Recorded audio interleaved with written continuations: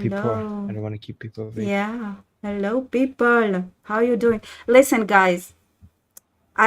We were having fun just talking the two of us. So Oh. I was very apprehensive about adding the audience in. I was like, you know what? Like, I don't know if they're Oh. gonna add it to us or not. Or like, I was having fun, but then I was like, Like- I like sharing my fun with the audience. You know what I'm saying? that's Hmm. that's funny. Yeah. Wait, let me actually bring our chat. Are we live? Let me actually. I Okay, think yes, we are. fantastic. Yes, I we want to make are. sure I have the I'm live chat hugging on a my cup phone so like a I can see weirdo. what. Yeah. Okay. That's a cute cup. Right. I like the flowers. Yeah. Mhm. Hi everyone. Okay. Hello, everybody. Oh yeah, Armin. I was like, wanna lead while I'm just chilling here. I'm just joking. Yeah, Anyway, yeah. I was like, we were chatting, and it was over time. I was like, oh, shouldn't we be going live? I was getting nervous. I was like, should we go live?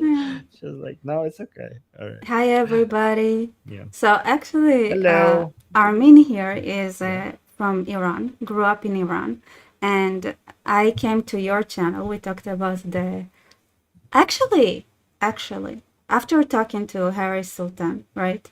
You were like, I want to hear you out. And then I came to your channel. I was so impressed.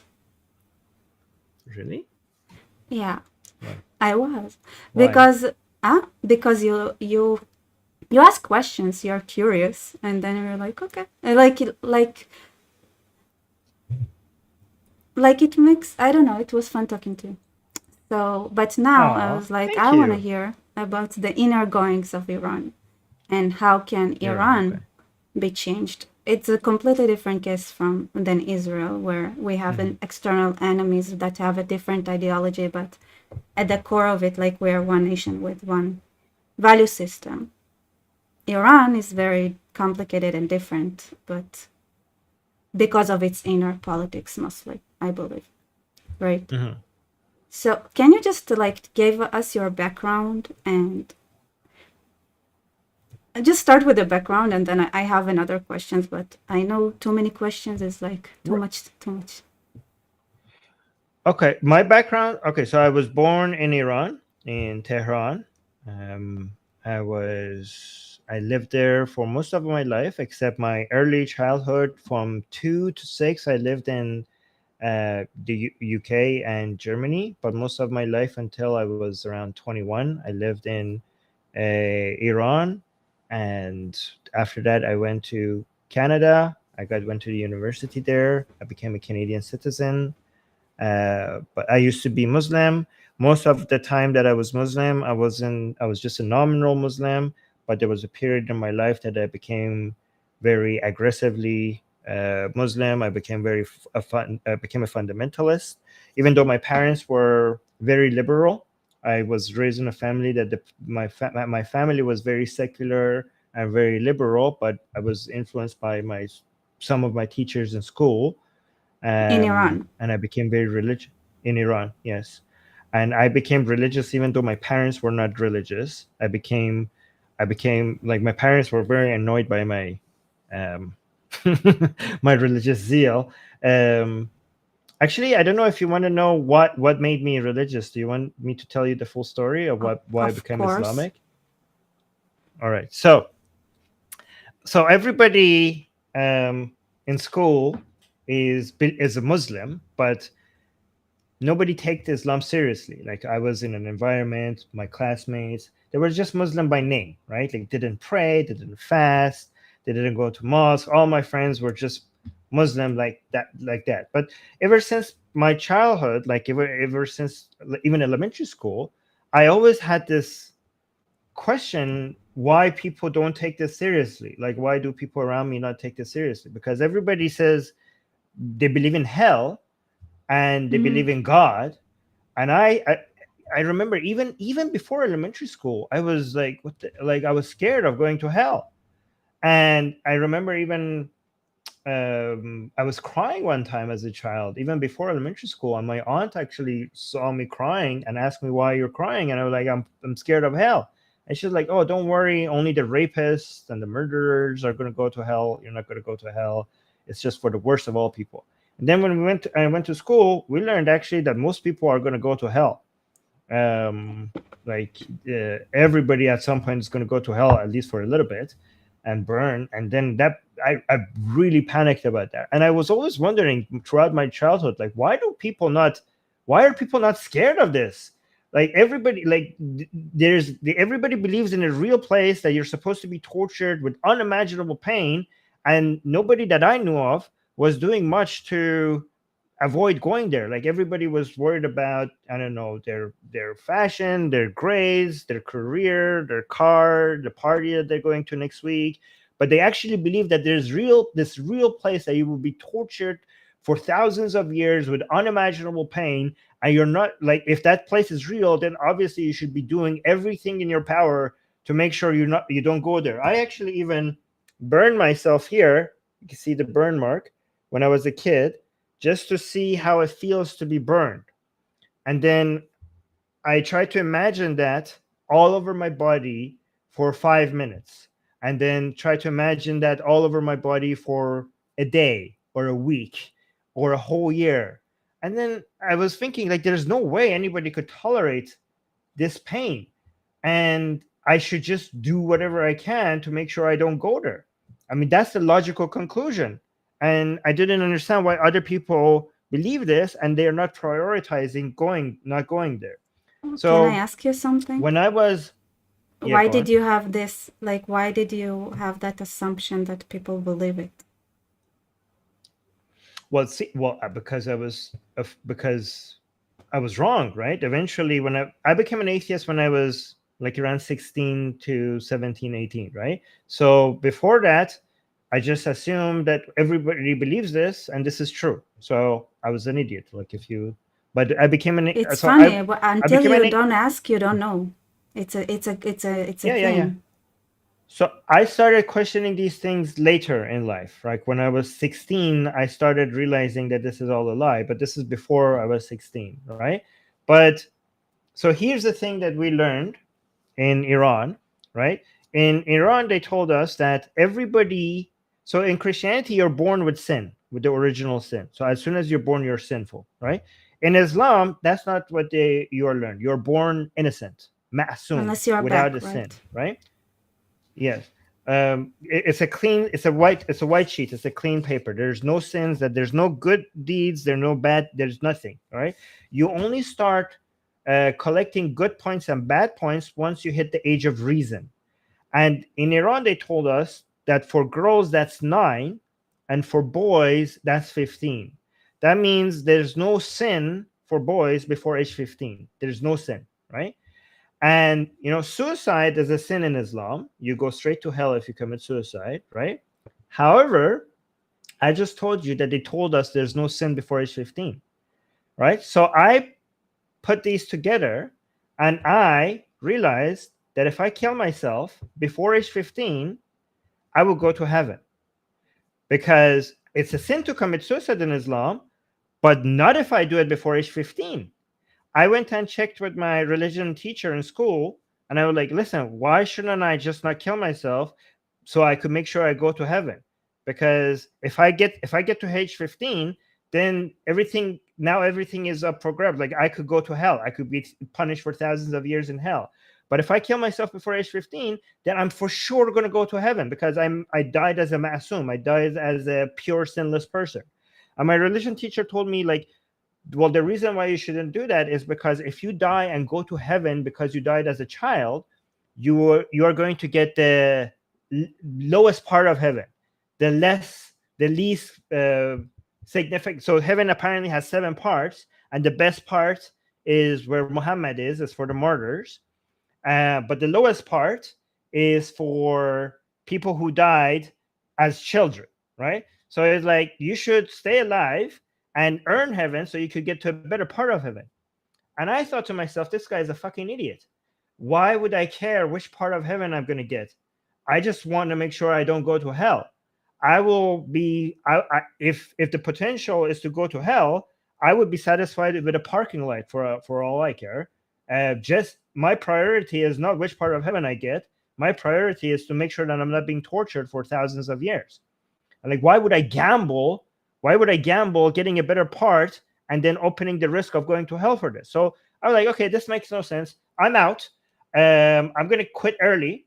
This is like a game nobody asks me to play, and the consequences of losing this game is so high that nobody on their right mind will play this game. So I'm gonna just check out early. I just found a get out of jail free card, like get out that I'm gonna use. I'm gonna use this card, uh, and I just jumped out the window from my school.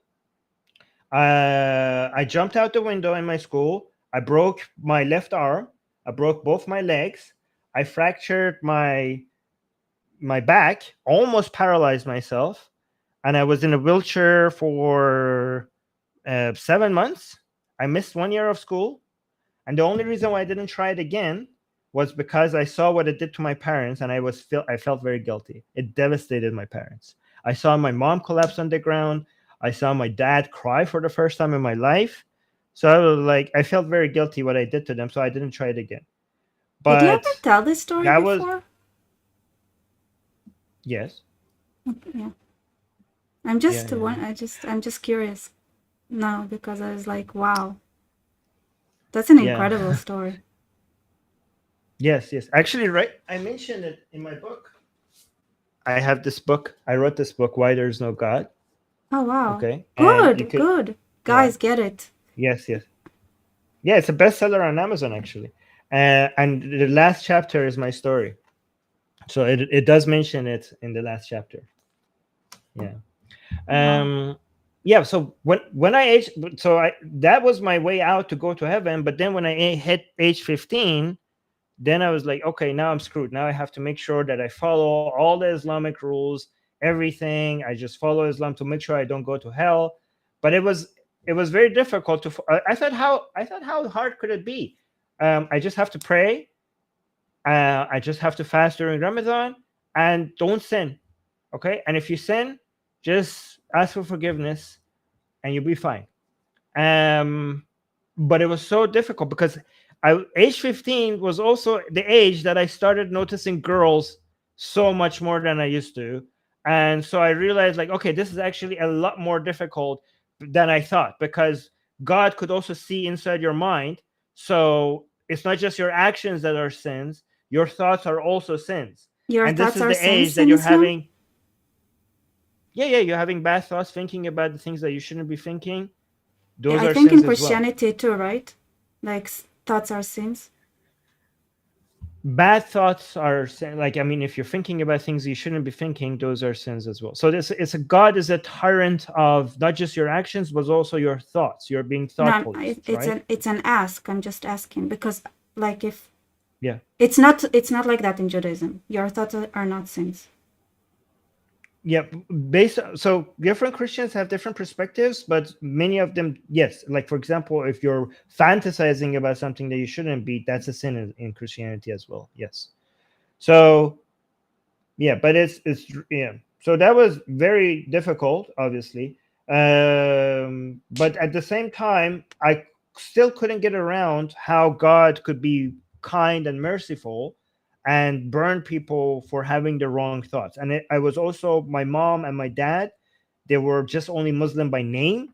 They never prayed. They never fasted. The only time my parents went to a mosque is if somebody was getting married or somebody died.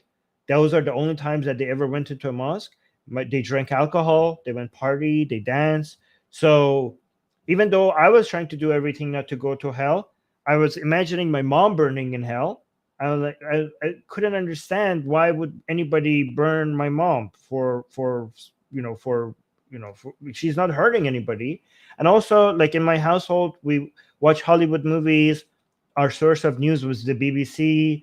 Everybody in Iran followed soccer, and every time I turned on the TV, I looked at those people and like, okay, they're all going to go to hell. They're not Muslim. Like, oh, they're all going to burn forever. And it just didn't make any sense to me. How is that fair? Like, how is that just? So what I did, and this is like I was still like around 15 or 6, like I was getting, yes, this getting closer to 16, I think by this time. I started. I picked up a book in my library, in the library of my school, about the history of religion. It was a translation of a Russian book into Persian, and I was trying to understand that maybe other people from other religions are kind of like Islam, and that's why they will go to heaven as well, because it was so unfair for all these people to go to hell. So I was trying to understand other religions to try to see that maybe God is fair and all of them are going to go to heaven. But when I started reading that book, The History of Religion, became so clear to me, even though that book was not making the argument that there's no God, but just by reading the history of religion, it became so clear to me that this is a man-made concept, and that this is just something that people come up with just for political reasons or other. It's just a mix of politics and culture. It was so obvious to me, even though I didn't know any other atheists. I didn't read of any other atheists. But just reading the history of religion, it just became, and I felt so arrogant, because I didn't know any atheists, and I was thinking that I figured out that this is all a lie, even though everybody around me believed in God. So I was like, Armin, you're so arrogant. You are so arrogant that you think that you have discovered something that nobody around you has figured out. Like, how full of yourself do you have to be to think that you're so smarter than everyone around you? So that's when I started an online community on Orkut. Back then, this was pre-Facebook. Like, Facebook didn't exist back then. To try to see if other people think like me, and that's how Atheist Republic started. Atheist Republic started with me trying to find other atheists online, and eventually it grew to 2.5 million people around the world. It became the largest atheist community in the world until Facebook eventually removed it. We got banned, but we had more than 2 million followers on Facebook before it was removed by Facebook for, I don't know what, hate speech or whatever. But yeah, so that's how I started Atheist Republic. Now we're just mostly active on YouTube, but we started on Facebook. But that's how my activism started. Me trying to figure out if there are other people out there that think like me. Yeah. Why So couldn't yeah, like that's my people background. around Sorry. you say that there is no God? No, actually, with that online community, I realized that there are many people in Iran that don't believe in God. I just No, didn't but know around any. you, I just is it just something around me, I that is a didn't. taboo? Can you just not talk about it in Iran? Is it What? something that Okay, your parents cannot now. tell you? Okay, so now it's not taboo. Back then, it was very taboo. Okay, back then, this was like a secret hush hush. Like, we find each other online. That this is, oh my God, I didn't know there's so many of us. Wow, you're an atheist too. Wow, holy crap! What it like? I was like, every time somebody came to our community, people were like, "Wow, you guys exist." Like, everybody felt like they discovered a new family, right? Right. This was back then. This is like way more than 20 years ago, right? Now atheism in Iran is just like, of course. Like, of course, like, it's actually the other way around now in Iran. Like, if you are, so if being Muslim is normal, being atheist is normal, but being religious is seen like, the guy is religious, like, like, being very religious is seen as, is taboo. Is being very religious is the new taboo in Iran. So, for example, there was, if you ask people, even if people who are Muslim, right? If you go ask them, would you marry an atheist? Even if they're Muslim, they're like, sure, I'll marry an atheist in Iran. But ask the same Muslim people, would you marry a very religious person? They're like, not really. So there's actually a lot more, since people are a lot more sensitive about religion, and a lot of religious people actually mention that, like, oh, it's so hard to be religious these days in Iran. Oh, we're so poor, we're so victimized, people hate us because we're religious. Oh, like, they even dare each other, like, are you brave enough to talk about Hussein in Iran with all this hate that exists against us religious people? Be brave, speak. Like, this is such a huge difference from 20 years ago. 20 years ago, we atheists were the ones who had to, I mean, it's not, I mean, they're crying about it too much. Like, nobody's killing them, nobody's attacking them, people are just making fun of them and humiliating them, but they act like they're the victims, even though it's the atheists who were who are executed and arrested for expressing their views, and now they're acting like they're the victims just because society doesn't like them as much. But they act like they're so brave and strong for saying the religious things, even though the same atheist people, what they were saying could have got them killed before. Like, I mean, it still gets them killed, to be honest. In Iran, if you burn the Quran, like just recently, two people were executed for burning the Quran and having an anti-Islamic Telegram channel, operating, managing that in Iran. So they were executed for that. So you do get executed, but it's not like before where they're just hunting down atheists. So because there's just too many of them, you cannot hunt them all down. Yeah. Yeah.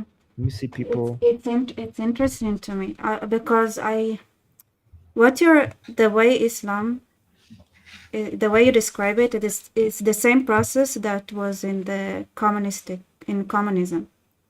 So the first generation, like the first indoctrinated generation, like they believed in communism. They like, and it only lasts one generation.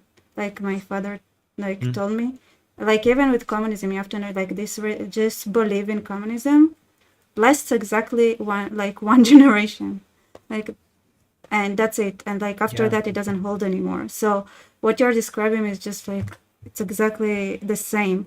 But it's interesting to me, like, how come it lasts in other places, right? But maybe because in Iran it's not organic. I don't know. It's just Well, I was because kind of of the bad curious about it experience. The reason versus is because Arabs, you know. Iran. Well, it's because Iranian people are experiencing the influence of Islam ruling over them more than other people, and that's why they hate it so much, right? Mm, Did you know that Iran is now a Muslim minority country yeah, based on the statistics? Yeah, so you know but that already. but Okay. Saudi Arabia is suffering the same thing, and like, are they less like? Do they consider themselves not Muslim? Though are most of them atheist? Well, I mean, Saudi Arabians are not living under. They're living on a dictatorship, but not. They're not living under a theocracy. How is it There's a like? difference. What's the difference? So for like the Saudis are not really so in Saudi Arabia you have the Wahhabis and the Saudis, and there was a marriage between the Saudis and the Wahhabis, right? Ever since the very foundation of their government, right? But the Saudis are actually don't like the Wahhabis that much. The Saudis were more interested in money, wealth, power, and it was the Wahhabis that are more interested in Islam. And the Saudis actually see the Wahhabis as an obstacle for modernization, right? And the Now, Saudis were yeah. no, no, no. Even back in they In the try to 70s too. divorce the yes in the But 70s too. Because the thing that stopped them was the 1979 Islamic Revolution yeah, made them they yeah. delay the divorce, right? But they were always trying to divorce from the Wahhabis from the very beginning, and now the divorce is happening again, right? But there was always this attempt to remove not to remove themselves from the Islamization. Not that I'm defending the Saudis. I mean, the Saudis, you could blame them for many other things, but they have always been trying to move away from Islamization.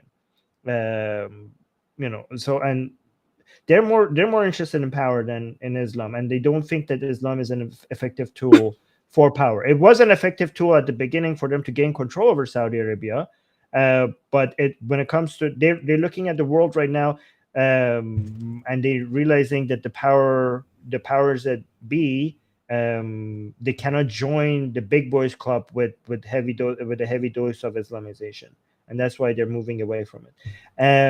And in Saudi Arabia, actually, the problem might be when it comes to Islam. The problem is not from the government. Actually more within the society than from the That's government, what I'm right? talking about. Um, This society is yeah, Islamic. Why? How does it yeah. like? How does it last there? It's How still does it last stupid. there? Yeah. How does it last there? Well, here's one thing. Here's another element that might be working in Iranian people's favor, right? People choose their ideology a lot of times they choose their beliefs as an identity and membership within a tribe, rather than their belief. Your belief is not, for many people, their belief is not meant to explain how the world operates. Primarily, it primarily is meant to work as an identity card, as and a membership card, right?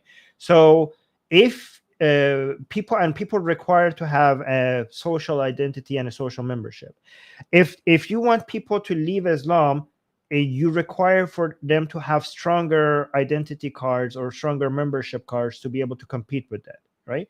And the Iranian people have that. The Iranian people have an Iranian national identity. They're very patriotic, very nationalistic, and their nationalism competes with their Islamic identity, and they prefer their national identity over their Islamic identity. And in many Islamic countries, you don't have that competing ideology that could compete with Islam when it comes to a sense of identity and a sense of belonging. And because Iranians have a very strong sense of nationalism or patriotism, that you could see they switch religions so often because they have another stable identity for them to rely on. This is why Iran like went from Zoroastrian to Islam, went from Sunni Islam to Shia Islam, and now it's going from Shia Islam to no religion so quickly because it's easy for them to switch, because their main source of identity is not their religion. Their main source of identity is their sense of patriotic nationalism to the land, to that place. All right. From this point, I'm gonna cut you, and we're gonna do what I wanted to do, because I'm gonna Yeah, challenge okay. you a little bit. Okay. I also want to say thanks for the super chat, and what sources, Persian also, do you recommend to assess the stability of the Iranian regime, IRGC, and What this what sources under the regime? do you recommend? The stability of the Iranian This regime, is I scenes. Okay, so I actually thank you, follow. Apachik. Yeah. Thank you so much for the support. I actually, the best sources is the supporters of the regime, right? So I actually, to be able to find out how much internal fighting there is within the regime, I actually follow the YouTube channels and Telegram channels and Instagram channels of people who support the regime and try to spread their ideology. So on Instagram and on Twitter, I try to go and see that what the hashtags they use, and I use the Mm-hmm. hashtags to follow the main accounts, right? So, for example, I use Labbaik Khamenei to see which accounts are the most popular among supporters of regime. On YouTube, for example, I follow YouTube channels like Musalman TV and Akhundane to see like what what narratives are among the hardliners, among the religious hardliners, supporters of the regime. What are their internal fights? What are they fighting over with each other? So that's, for me, that's the best source of information to have a good understanding of what's happening. And also their publications, their articles that they post sometimes online, as you post. All right. Yeah. Now let's build up a new Iran. We don't like Islam, and then we have different structures, right? Like you have the what makes a country, right? You have the nation, and then you have a nation like the United States, for example, that they have the story of the founding fathers and those principles of freedom, and then this is what they gather with. You have in Europe, for example, it's mostly based on ethnicity, language, culture, things like that. uh, Israel is a very strong, like very, like, clear example of religion, nationality, culture, and everything together, like very strongly so. And then Yeah. and then you have like things like communistic regimes, Islamic regimes, but we don't like them. Mhm. So what Iran can is it possible to have? Like what guiding principles, what system, republic, democracy, what Right. basic laws? So so we have studies that I could send you that shows that the gap between the values of the Iranian people and their government is the widest in the world, right? Mm-hmm. So there is no group of people in the world where the values that their government hold is as different, as wide of a gap than the Iranian people. So the difference between the Iranian people and the government is more than any other country, and the difference is mostly on secularism, and liberal values, secular values, and democracy. So a lot of Iranian peoples, including Muslims, actually, we have statistics that shows that even Iranian Muslims want secularism. So even though most Iranian Muslims Yeah, even but want secularism, secularism is not a value. It's not a ruling system. right. So no, I will get to that. Like I'm just showing you the disagreements. So Iran, by the way, Iran is 20% people who don't believe in God, and half of them identify as atheist.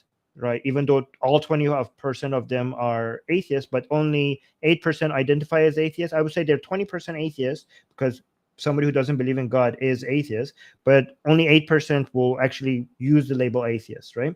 Um, but most Iranians don't are not Muslim anymore, and the major when it comes to religious views.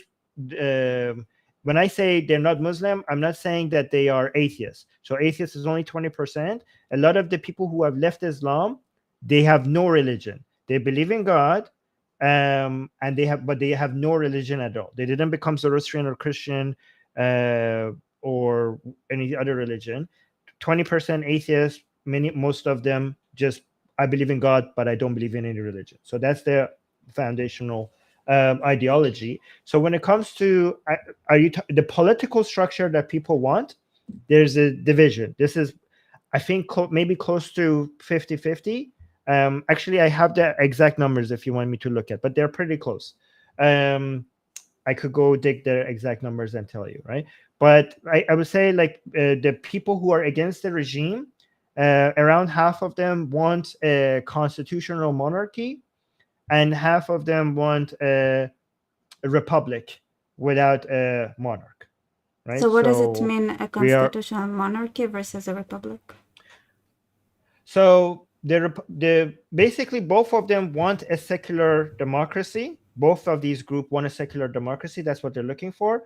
Half of them want a monarch as a symbol. So they want basically a parliament and a king, a prime minister and a king. So a prime minister that Why is is how the gov. Yeah. why is it important? Like, why does it matter? The monarchy So part. I'm actually on the side of the non-monarchists, right? But the people who are monarchists, they say that this is our history, this is our culture, and they say the Hmm. king will not have any power. He would be symbolic, but we need that symbolism. So the main power of the government would be in the hands of the prime minister, but they want a king, a symbolic king, because they think that this reflects the history and the culture of this land. That's what they Can say. I criticize the Iranian people in general? Yeah, of course. I Here's don't the thing. think Let me actually be clear. I don't agree with this idea of you need to be Iranian to comment on Iranian politics, or you need to be American to comment on American politics. I think mhm. we're all sharing this planet together. Everybody could comment on everything. There no permission is required, right? Like we're just like, yeah, but go on. Yeah. I think it's a very it's not an important question to even dwell on, because once you have a democracy or like a proper way of ruling, then you can decide whether you want to have a monarch or not. That's what a lot of the people on both sides are saying. Okay, so there are a few monarchists and a few Republicans that are So fighting. I kind Okay, of want to skip this question because I feel like, you know what, it's not gonna do good for anyone, because yes, it's yes, not I agree helping with the you. Iranian people. Like even that question Well, is I like was just something, okay, have a proper management system, then decide monarchy or not. okay. Why does it So matter now? I actually agree that it doesn't matter that much. I'm not saying we shouldn't be discussing it because discussions are generally a good thing. But most Iranians agree with what you're You know saying. why? Like Most I think it's Iranians not a saying, good thing yeah, go on. because you're in a position, you don't have the, you cannot, like this discussion, everything that can be decided after you have a proper system should be pushed there, because just getting to a situation where you have a proper system You're Yes. not being focused on your goal, and it diverts you. To be honest, Okay. like So it's like what you you're can saying, you spend time and then you're what not gonna have anything. Right. So what you're saying is actually a very good point that a lot of Iranian people on both sides are making, right? A lot of Right. monarchists and Republicans in Iran, they're saying that right now the focus should be on toppling the regime. We should unite with each other, and focus should be on removing this evil from this land. And after that, we will have a referendum, and whatever the referendum says, we will just abide by the referendum. Whatever the referendum says, we could have that discussion there. I was just Okay. responding to your question on what people want. That's why Mm, I answered that question. But people mm, people wanted what they agree on, what the people on both sides of this discussion agree on, is that they want a secular democracy, and they want whatever form of government to be based on the will of the people and the vote of the people. That's what they all agree on. Most of them at least agree on, not okay. all. How do you get there? All right. So, how do you topple the regime? How do Maybe you don't have to topple a regime. You can do it gradually. How do you get there though? All right. So And also, by they the way, grad. to be completely honest, because of the way Iran is built, like saying a democracy or things like it's not a full answer as far as I'm concerned, right? Because you do have minority areas, and as far as I know, for example, I cannot tell you in Russia, right? Everything when it was is centrist, everything goes to Moscow, even though there are a lot of different nations inside of Russia. And then one of it is like, okay, you have to delegate power to this to parts of the country that, yeah, like self-governance, but you have like or like in the United States. So this is why I said it's not a one. Like my complaint, one, it's not a full answer, and second, like how do you get there? So this, I have answers to all of this, right? I do. I All right. just don't. I just want to make sure I get the question right, so I know what I'm answering, right? So there's one discussion regarding the form of the government. The other question that you're asking is about the centralization of power, right? And that's actually a huge topic in Iran. And the centralization of power, and within the government, and geographic centralization of power, right? So Yeah. within the government, we want a decentralized power. So we want a genuine separation of power, not the fake one that we have right now in Iran. So ever since Montesquieu we know the decentralization of power is based on having, the judiciary, the executive, um, and the legislative. So we want a true separation of power among these three branches. In Iran right now, these three branches have no power. So it's Oh. all for a show. The actual power, which is centralized, comes from Khamenei and his office, and also IRGC, which is complete. This is just a demonstration of separation of power, but it's all fake, right? So So when can it comes we? to the Yeah. yeah, So go if on. we focus on that, just that, Right. what's the plan? Well, so the plan is the Iranian people. They say the only plan is to remove the regime. Like I could tell you How? why the reform it. Well, but I have to know which direction we're going to go, because I want to also talk about the geographic decentralization. But Okay. let me try to Okay. be You organized talk in this direction. freely, and then I'm Yeah. gonna at Okay. the end of the Okay. lecture, I'm Okay. gonna intervene. All right. So we will get to the removal process. How? Okay, because there's four camps that I will separate regarding how and what to do. I will tell you what the those four camps is. Right. When it comes to centralization of power geographically, Yeah. most Iranian people agree that the centralization of power in Tehran is bad for Iran, but Mm, they don't want to move towards a federalist government. Most Iranians are against federalism. They're saying there are ways for us to mm, decentralize power in Iran without going for federalist, because most Iranians are terrified regarding separatists, and they think federalism is one step closer to making separatists stronger. So a mhm, lot of Iranian people think separatists, and actually statistics shows that the separatists are a small minority of Iranians. However, they're very loud, and for some reason, the international community makes their voices louder, even though they're a small percentage of Iranians. Most Iranians are very um, the most important metric for them, the most important priority is to keep Iran intact. So the border integrity of Iran is the highest priority for most Iranians, and anybody that gives any uh, worth to separatists, they will consider that to be the enemy and outsiders, and they don't want to work with them, right? And also, a lot of the separatists are the actual separatists are the people who talk about federalism, because they know if Iran becomes a federalist country, then each state by itself, each province, sorry, by itself, will be able to vote to separate for the rest of Iran without requiring the vote of the rest of the country. So they know this is one more step towards separatism. So there's like, we could figure out decentralization of power without going to becoming a federal country. How regarding to what is the solution, right? So we have four camps, right? Let's separate Iranian people regarding what is the solution, right? So camp number one are the people who support the regime. They want an Islamic Republic, and they say this is all good. Should I give you the numbers of what percentage each one of these are? I could bring out the number to tell you what people, what percentage of each one of these camps. Do you want me to do that? I think not. If you can send it to me later and I can add it to the Okay. description, it would be ideal, I think.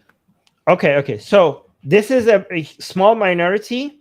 It's it has very rapidly been lowering. Like, so just within a few months after the master revolution, it went from 20% all the way to 8% within a few months, and now it's reducing even more. Like, so I don't know how much below 8% it is, but last time we checked, with scientifically collected data, it was 8%, right? Mm-hmm. So this is the lowest cap, right? Then the next camp of people are the reformers, the people who don't want to remove the regime, and they say that maybe we could just fix it within the framework that we have, right? And these people are now hated the most in Iran, because everybody hates them. Both the pro-regime people hate them, and the anti-regime people hate them as well, because the anti-regime people think that the only reason why the Islamic Republic is still in place is because of the false hope for reform that these people have been given the public. Like, the anti-regime people think that the only way for us to topple this government is for more people to realize that reform is impossible under the conditions that we're in. Like, there is, within the frame, there's no, this regime is not something that you could negotiate with. This regime only dangles the hope of negotiation and promises of reform in front of you, just so that it could oppress you longer, just so that maybe this time is different, maybe this time the reformers. So this is why one of the most famous chants in the streets of Iran is Islah talab usul gera dige tamum majero. So people chanting in the streets saying, hardliners, reformists, your time is up. And the reformers are even hated more because many Iranian people think that at least with the hardliners, we get what we see. The reformers are two-faced people that are lying to us, that are giving us false hope, and they are deceiving us, and they are snakes, basically. So they are one of the most hated groups in Iran, right? Then when it comes to the people who want the Islamic Republic to, so the two last camps, right? The people who want the Islamic Republic to go away, and eventually we evolved out of the Islamic Republic. Then the next group are the people who think that we could remove the Islamic Republic, but not with one single push, like one day people coming in the millions in the streets and then just topple the regime, but by gradual changes, but changes to the point where this is not the Islamic Republic anymore, right? Not reforming the Islamic Republic to make a better Islamic Republic, but gradual changes to the point that when we look at this is not even the Islamic. So they're calling it fundamental changes so that we could evolve out of the Islamic Republic. And then the last camp of people, so this is called the soft barandos, or soft topplers, I would say, and then the last camp are the hard topplers or hard barandos. These are the people who think like, no, This is the only way is to, for one day, we get enough people in the street, we go and by force we just remove Khamenei from power, and then we do a revolution, and get rid of the regime like that. So these are the four camps, right? So that's So yeah, I military don't know which power. one. So with regards to the last camp, there are, what I have been discussing with people is that you need eventually some military power to be able to do this, and the source of military power could come from different sources, right? It's either a foreign military that will come and help you out, right? And so there's three sources of military power. The second one is either people get armed themselves, right? Uh, the people in Iran don't have guns, but let's say like if they did, that they could like basically fight the regime. And the third source of armed is a coup d'état. Like eventually, the ideas the peoples are turning on the regime so much that it's the people within the regime themselves that are being convinced by the people that this is not the right regime for their people. And instead of the Iranian people being armed to topple the regime, it's the military itself that turns the gun away from the people, and towards the regime, and they do a coup d'état, and that's how we will bring a referendum. So these are the three sources of a potential military toppling of the regime: a But foreign power, you the do Iranian have people, an army or the coup d'etat. and you do have two army forces though, so it makes Yeah, sense there, in a way. yes, but that's what makes a coup d'etat very. So there are people who are for or against all of these three, right? So a coup d'etat is very hard to do because Khomeini, he was smart to create IRGC as an anti-coup measure against the Artesh, which is the main military, that was the main military of Iran. This is what Khomeini did, was who was from, and Khomeini actually continued and made it much bigger. He created a parallel structure, an ideological, very religious structure, parallel to every single institution that we had in Iran, uh, as an anti-coup measure. And the main one was the IRGC, that was designed as an anti-coup measure towards the main military of Iran. And because we have a parallel structure that they keep each other in check. Well, technically, the IRGC keeps the Artesh in check. It's very difficult for you to do a coup. And also, the Artesh itself, which was supposed to be less ideological than IRGC, over the years, Khamenei has gutted it and has removed the people from the Artesh and has moved people from IRGC into the Artesh for the Artesh to also become ideological and loyal to the Khamenei himself. So a lot of people think that the possibility of a coup d'etat is low. A lot of people are also against a foreign intervention because they think that if Iranian people, some people are for it, some people are against it. So many Iranian people are saying, like, look, we tried so many times to topple the government, we can't do it ourselves. We need foreign power. And so Iranian people are actually divided on this. A lot of Iranian people are like, no, no foreigners on our land. The Iranian people should topple their government themselves, and if they can't topple their government, well, then it's their fault, and they deserve the government that they're getting.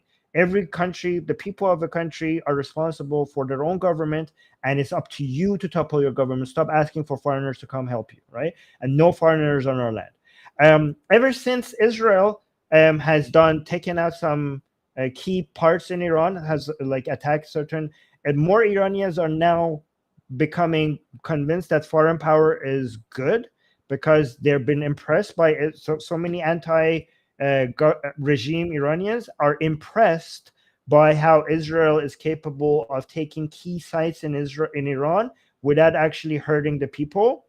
And so some people are way more than before in the past couple of years, because of how tactical Israel has been in Iran. There are more people who are convinced that maybe we're okay with some types of foreign activity if it's the type that Israel is doing, right? If it's not targeting the people, but being so precise with it, with how it's targeting, right? Um, and also arming the people. Some people are against that because they think that will cause chaos, that will be a bloodbath. That would actually be a good excuse for the government to just open their guns on the people if they're armed.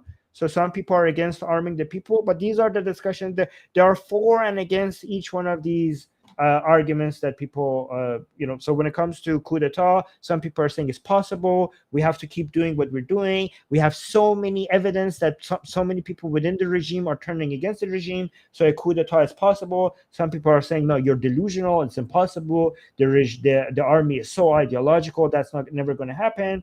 So arming the people, some people like the people could only rely on themselves. So we have to arm the people because it's only the Iranian people that will be able to do this. Some people are against it, say there's going to be a bloodbath. And again, the most sensitive topic is whether we should rely on foreign powers or not, right? Some Iranian people are saying you're delusional if you think we could do this ourselves. We need foreign help. Some people are saying like, you're betraying Iran. You are inviting foreign troops inside Iranian land. That's not. We should never accept that. So there's also division regarding that conversation as well. Wait, I have one super Sorry, I chat went for long. and no, Yeah. it's perfect. I told you I want you to have a lecture. And I Yeah. like, what do you think about the Iranian occupation of Ahvaz? And Nam, thank you for your support. And I also just want to ask, like, what's your personal opinion as well? Like, what do you believe in? You would, Here, let me write this. Should I answer this question, your super chat yeah, first, or your yeah, question first? yes. I think they're The super chat. connected, to be honest.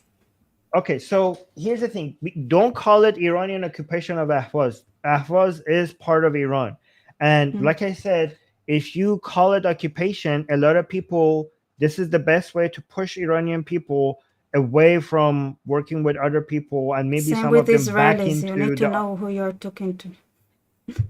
Exactly. So Iranian people, if there's one thing holy or sacred for Iranian people, is their border integrity. Okay, so uh, Ahvaz is part of Iran. Um, do not call it an occupation, right? This is just going to divide Iranian people against each other. If you try to, most Iranian people, including Iranian people in Ahvaz, care about the border integrity and they want Iran to remain in one piece. So I mean, it this makes all belongs sense. to Iran. Yes, Okay, yes. I'll say something extra because I opened a map, I checked, and I was like, nobody can afford not to be united. You break up, some other foreign power will take over that area that is trying to be separatist. It's like an unrealistic dream, and it's geographically unhealthy. Most like, Right. Yes, and so I it's get that better to logic. just keep all the borders in the world as it is right now, unless the people of that country themselves come to an agreement that they want to change the borders, right? The borders of the world, do not mess with them. It usually causes bloodbath. By the way, Noam is clarifying in the live chat. He said, like, sorry, Iranian regime occupation. So the Iranian regime is not occupying Ahvaz. The Iranian regime, the Islamic Republic, is occupying all of Iran, right? All of Iran. So you know how they call Israel, occupied Palestine? That's what you should say against the Islamic regime. So don't, if you want to refer to it as Iran, don't refer to it as Iran. Refer to it as occupied Iran. If Ahvaz is occupied by the Islamic Republic, Tehran is also occupied by the Islamic Republic. This is an occupying force that is not a reflection of the Iranian people. All of the Iranian people are hostages. All of Iran is occupied by a foreign entity, basically foreign to the Iranian people. But yeah, go on. All right. So, which way do you believe could work? Right. So I think that it's multifactorial. It's a mix of things. We need multiple pressures in many different ways, but also we need to go with trial and error and rely on wisdom of the crowd. So this is not something that you could prescribe from the top down and be like, this is the solution. This is trying different things and seeing the reaction and seeing how it works and act accordingly. And it's death by a thousand cuts from so many different places, internally and externally. I do believe in some form of military intervention, but more at the style of what Israel has been doing, not ground troops invasion of Iranian land, but what Israel is doing, what the way Israel is weakening the Islamic Republic in Iran, but also especially in Iraq and Syria and Lebanon and Yemen, is benefiting the Iranian people. The people that Israel is killing, the IRGC officials and commanders that Israel is killing are the very same people that are oppressing the Iranian people. Some of them are actually people who were present in the streets while oppressing the Iranian people. So basically, every time Israel is killing one of these commanders, the Iranian people are celebrating as one of their murderers being taken out. This is why so many times the Iranian people come and thank Israel, because they say, like, you're doing what we don't have the power to do. You're killing our murderers. They call Israel Iranian people's chefs, because they're like, Israel is cooking cutlet for Iranian people, and every time there is a huge delay in cutlet cooking, the Iranian people come and say, like, oh, we've been so addicted to Israeli cutlets. Where's our next dose of cutlet? So because they think Israel is basically serving Iranian people with delicious cutlet every time one of their commanders are taken out, right? Yeah. and and this has made Israel very popular, especially since Hania, the taking of Hania. So many Iranian people were so impressed by that. They were so impressed by that. They couldn't believe that Israel is capable of that, and they love it when the Islamic Republic is humiliated, and that was a huge source of humiliation, and that's what is making Israel more popular. One thing that was a little bit of a blow. So some people were trying to make Israel look bad. Like, the government of Iran knows how Iranian people are sensitive about border integrity, so they were trying to highlight Netanyahu's son's comments on curving, cutting out different parts of Iran and turning it into multiple countries. But so many Iranian people came out and said that's just an opinion on one person. Obviously, Israel has many people with different opinions. Netanyahu himself is somebody that has been highlighting how great the Iranian people are, how good, like he. So they, like, you are focusing on Netanyahu's son because you are trying to divert the attention of all the other good things that we're celebrating from Israel, right?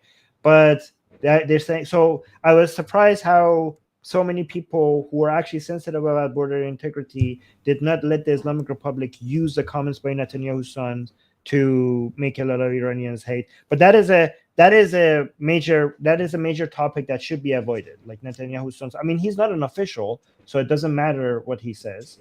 But again, it's important. It's important to see how much that what he said was helping the Islamic Republic, because he was trying. The Islamic Republic was constantly highlighting that comment by Netanyahu's son.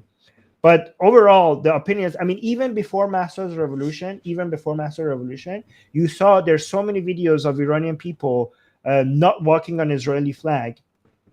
You've seen those videos, right? So many. Mm-hmm. So this is before Israel was this popular in Iran.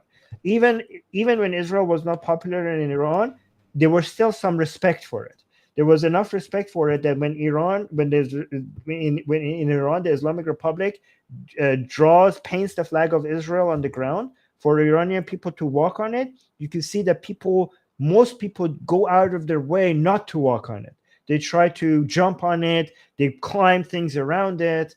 And this was before the Master Revolution. This was just not an admiration for Israel, but just a respect for another country. Now, after the Master Revolution, we have gone from just respect for another country to a huge sense of admiration and respect, and also a lot of unity. Again, I'm not talking about all Iranian people. Obviously, in Iran, you're going to find many different beliefs of many different people, but you could see a huge trend towards celebrating Israel as an ally of Iranian people.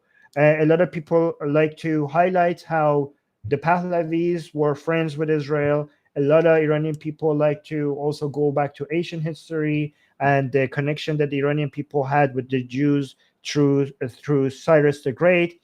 A lot of Iranian people, for example, highlight how in Palestine you have a statue for Saddam, and in Israel you have a street named after Cyrus. So I see the difference. Like in Palestine, they're celebrating the enemies of the Iranian people, while in Israel they're celebrating Cyrus the Great himself. So a lot of people highlight these things. You could see in most protests in outside of Israel and Iran, when there are Israeli flags being waved around, you often see Shiro Khorshid, flag of Iran, like the flag of Iran before the Islamic Republic. You could see most of the time there's there, and even in protests in United States or in Europe, where a lot of people are waving the Iranian flag, the ancient like Iranian, the pre Islamic Revolution Iranian flag. You could see some people always bring a flag of Israel with them as well. So, and you can see how much there's a lot of anti-Palestinian now sentiments in Iran as well. So I don't know if you saw. I mean, the Iranian people are very sensitive now about the Palestine name, the Palestinian flag, because they think the name of Palestine, the flag of Palestine, has been used as an excuse to betray the Iranian people and what they want, and take all the resources away from Iran to invest it in some other land, so for some other people that has nothing to do with the Iranian people. I don't know if you saw how in stadiums in Iran, when every time they come and talk about Palestine, there so many people, like there's loud chants from the entire stadium. People, do you know what the chant is? Have you heard that? Should I like I have you don't do you know what remember. I'm referring to? No, I so the think so, people but in Iran, this is like so brave as well, because this is in Iran. The entire stadium shouts, chants, and says, "Shove the Palestinian flag in your ass." That's the response to people down there, like saying something in favor of Palestine. And Palestine, there's even elementary school. Yeah, go on. Palestine, all this thing is like, it's one Arab nationality. It's under Arab nationalism flag. So you have the Islamic flag and you have the Arab nationalism flag. And there is a reason, like Persian is not Persian, it's very Arabized. And like everywhere they get to, they Arabize it. It's not just Islam. It's a supremacy ideology that is also about Arabization. And what represents the Arabization process the most is the Palestinian flag right now. This is how it's being used, together with the Islamic part.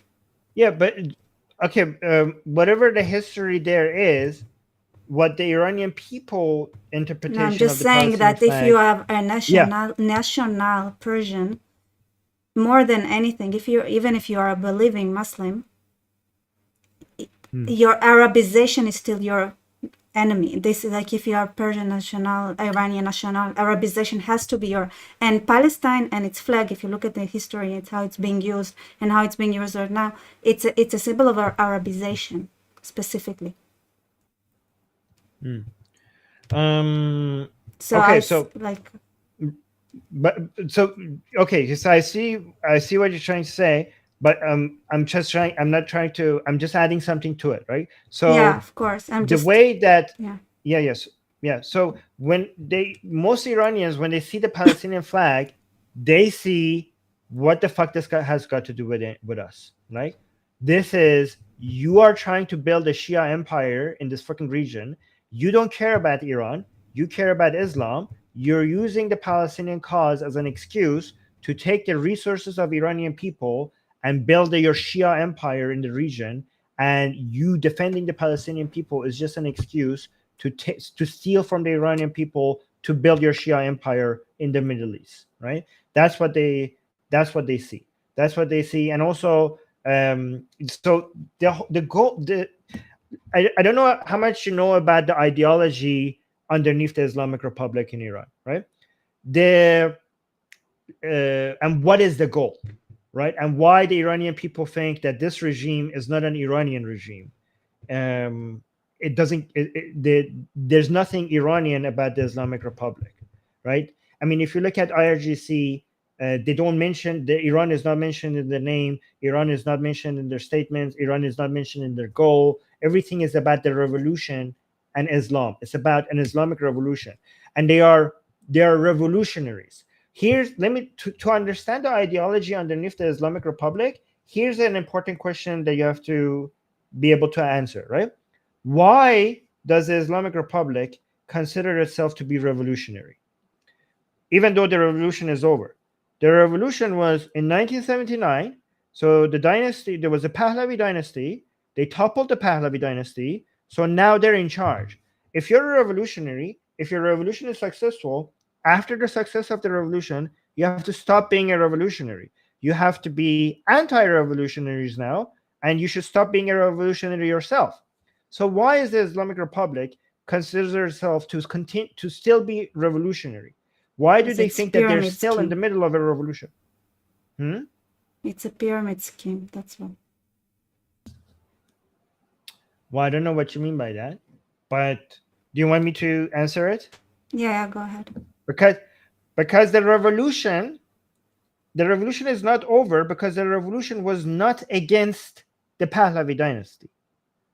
Okay, the revolution is against, in their mind, this world order. Yeah. So this comes from Sayyid Qutb. This comes from Muslim Brotherhood that managed to make its way from Sunni Muslims from Egypt to Iran through Nawab Safavi. And then Nawab Safavi and other people eventually made a Shia version of Islamic Brotherhood ideology. So the Islamic Brotherhood ideology that even came from Sayyid Qutb, the understanding was that the whole divide of the world into the Islamic land and the land of non-belief. So Darul Islam and Darul Harb, the land of Kufr and land of Islam, basically the land of Muslims and land of war. That was a division that is inherently within Islamic teaching, right? So Mm-hmm. bringing that to the modern times, the way the Sayyid Qutb saw it was that now the division, what represents the non-Islamic world, is this new liberal Western order around the world, and the Islamic world is in opposition to that. And we need to unite the Ummah, the Muslim community, to bring back a caliphate that could resist this great evil of this world Western liberal order, right? Shias took that like through Nawab Safavi, which eventually that ideology led to the 1979 Islamic Revolution in Iran. Took that ideology and took the Ummah and Caliphate concept, and they turned it into the Ummah and Imamat concept. So Sunnis believe that they want a Islamic world order called the Caliphate, but Shias believe that they want a world order called an Imamat. So they don't believe in the Caliphate. That's a Sunni concept. They believe in imams instead of caliphs. So that's what they want to do. They see that, you know how we have the Soviet Union and the West. That was two political blocs in an Islamic mindset and in a political Islamic mindset. The two main powers in the world should be the Western liberal order and the Islamic one. So the Soviet Union, the communism failed. These are the two powers that should be against each other, and eventually the Islamic one should win. Right. So the 1979 Islamic Revolution was the first step, basically, to take the representative of this world liberal order, which was the Pahlavi dynasty, removed from Iran. And Iran doesn't matter. Khomeini himself was very anti-nationalistic. He hated even mentioning Iran. He was anti-nationalist, and he didn't care about Iran. He thought Iran is a tool to be used, to be spent towards this eventual goal, to fight this the kufr, the unbelief, which is the world liberal order. So the reason why they're still revolutionaries, because this was just the first step of their revolution. They're revolting not against the Pahlavis but against all of this order. So the first step was Iran removing the Pahlavi. The second step is the Middle East, and they think this world liberal order has put Israel in the Middle East specifically to stop the Ummah, the Muslim community, to be able to take over the Middle East. So the first step was Pahlavi. The You're second step is welcome. to remove Israel. Yes. It's So the it's second not step is, wrong. yeah, I yeah. mean, it's our native land, but we are stopping the revolution. Yes, yes. This is what, by the way, let me just quickly, This this is is why an I important tell thing for people to Westerners, like, understand. yes, I do tell Westerners that Israelis are dying fighting your enemies. So you should be grateful to Israelis. That's what I always say.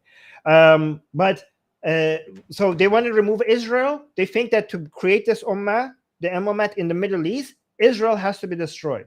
So the next step is to remove Israel, and the eventual goal is the whole world.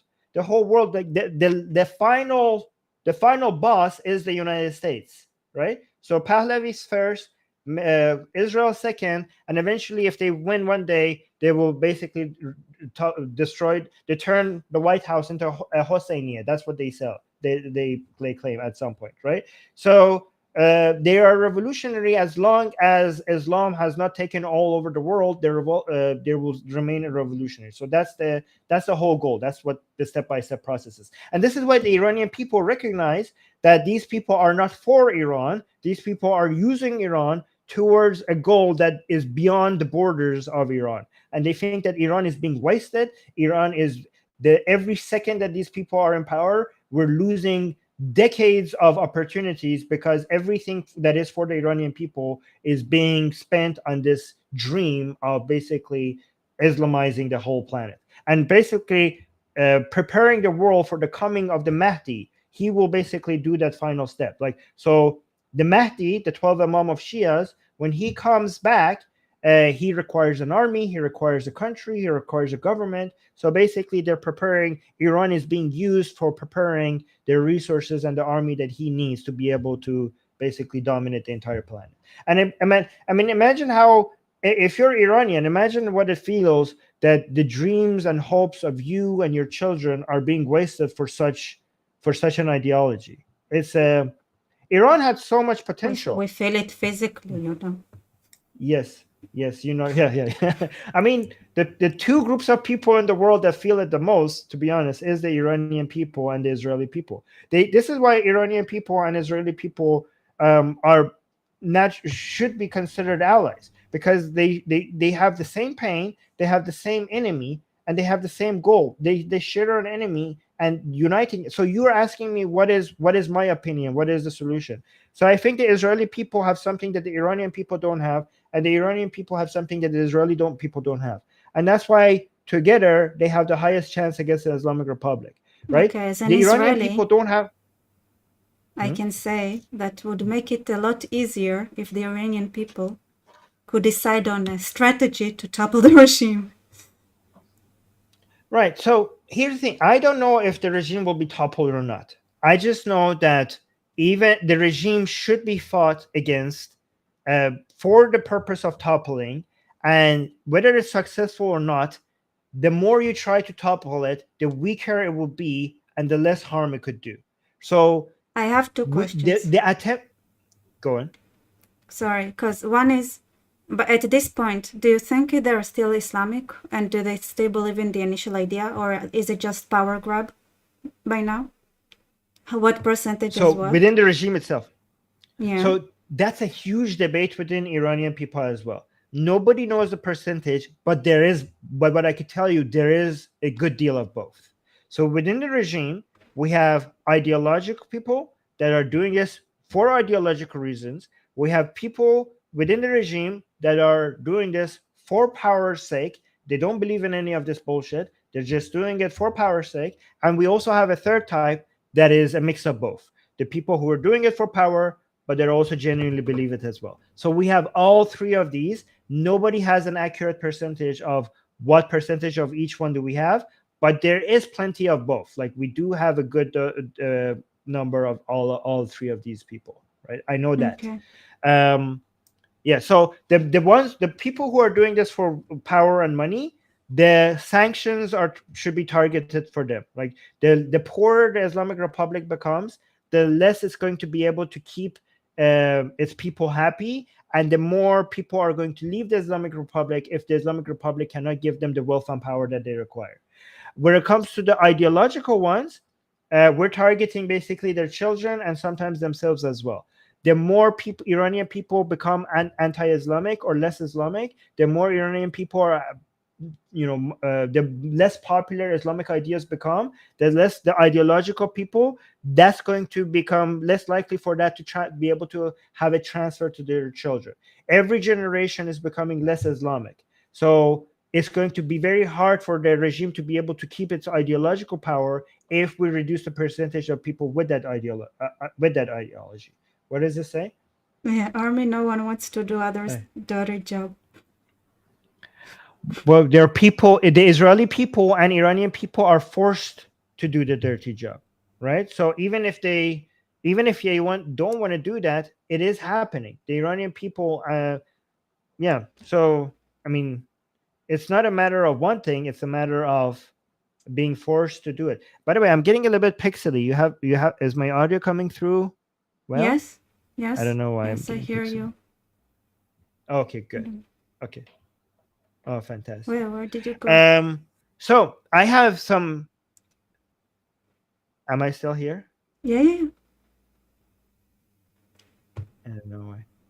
I see you. I hear Okay, you. good. I don't know. You can hear me, right? Yeah, Because from Okay, fantastic, fantastic. So I want to, I if I think there's a little bit of a delay.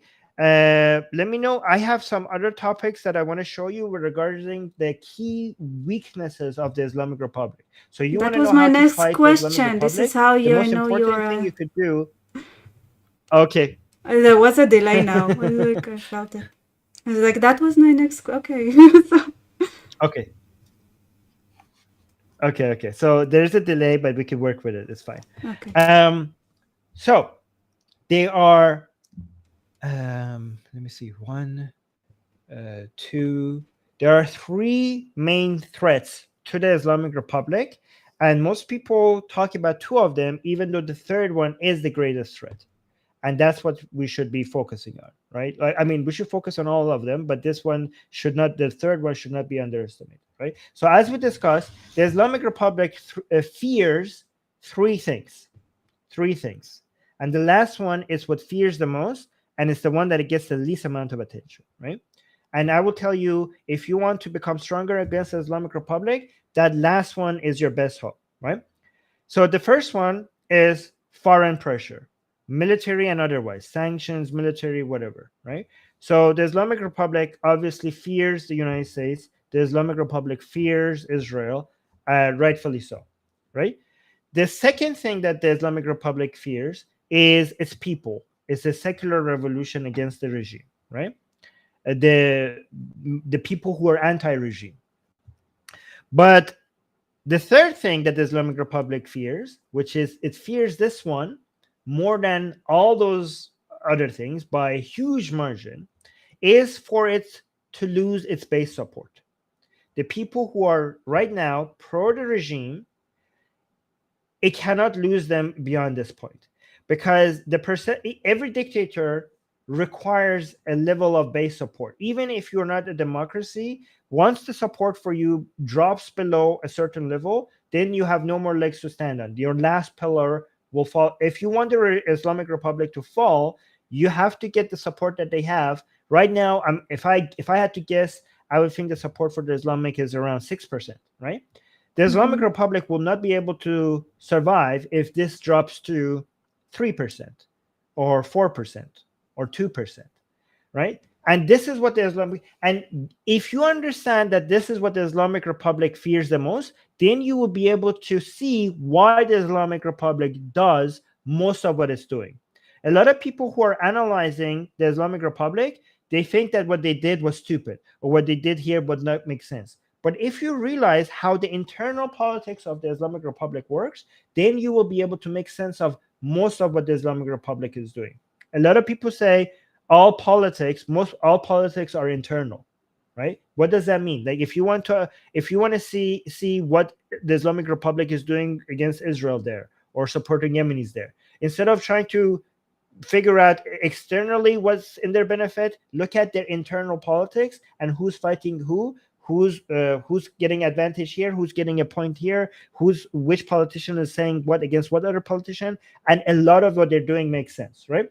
So given that the people moving away, either the people who are pro regime turning anti regime or having less support for the regime, we have to basically look at the people who still support the regime, understand them, and realize and try to understand why so many of them are angry right now and they do not like this regime as much as before. Like, why is it so many people, so many hardliners, religious hardliners, what is it about them that is making them angry at the regime? And basically, if you manage to understand that and basically focus on that and make that more, then you could see that the regime support is, then the regime will fall apart, right? So the regime knows that the people, the secular people, that or the anti-regime people today, there is no way in winning them back, right? There's few ways to bring them back. One of them is with like migration from Afghanistan. Maybe they will get scared so much that they will go back to the regime to say like, please help us stop the migration. That's one way the regime is trying to get the people back, by scaring them from mass migration from Afghanistan, right? By the way, it works But both ways, it right? Even if you want to keep the integrity of Iran. That's what I said. Like, I know like the separatist movement, people are afraid of it. Maybe you shouldn't be as afraid of it as you are, because those areas need to be part of Iran for their own safety. Like geography wise, like it goes both ways. Nobody can afford to be separate. Yes, well, yeah, but yeah. So a lot of them agree with that. A lot of them want to be part of Iran. Like the separatists are not that big of a deal. They're just people. They're not. They're So very why is small there in Iran. such an great fear of that then? Because the easiest way to topple the regime is to make sure that you'd have decentralization and then you choke it. Yes, yes, And yes. the easiest way to do that is via the different because people give separatist them areas. people because they get invited in high places, that they get a lot of voices, like people highlight them even though they're a minority.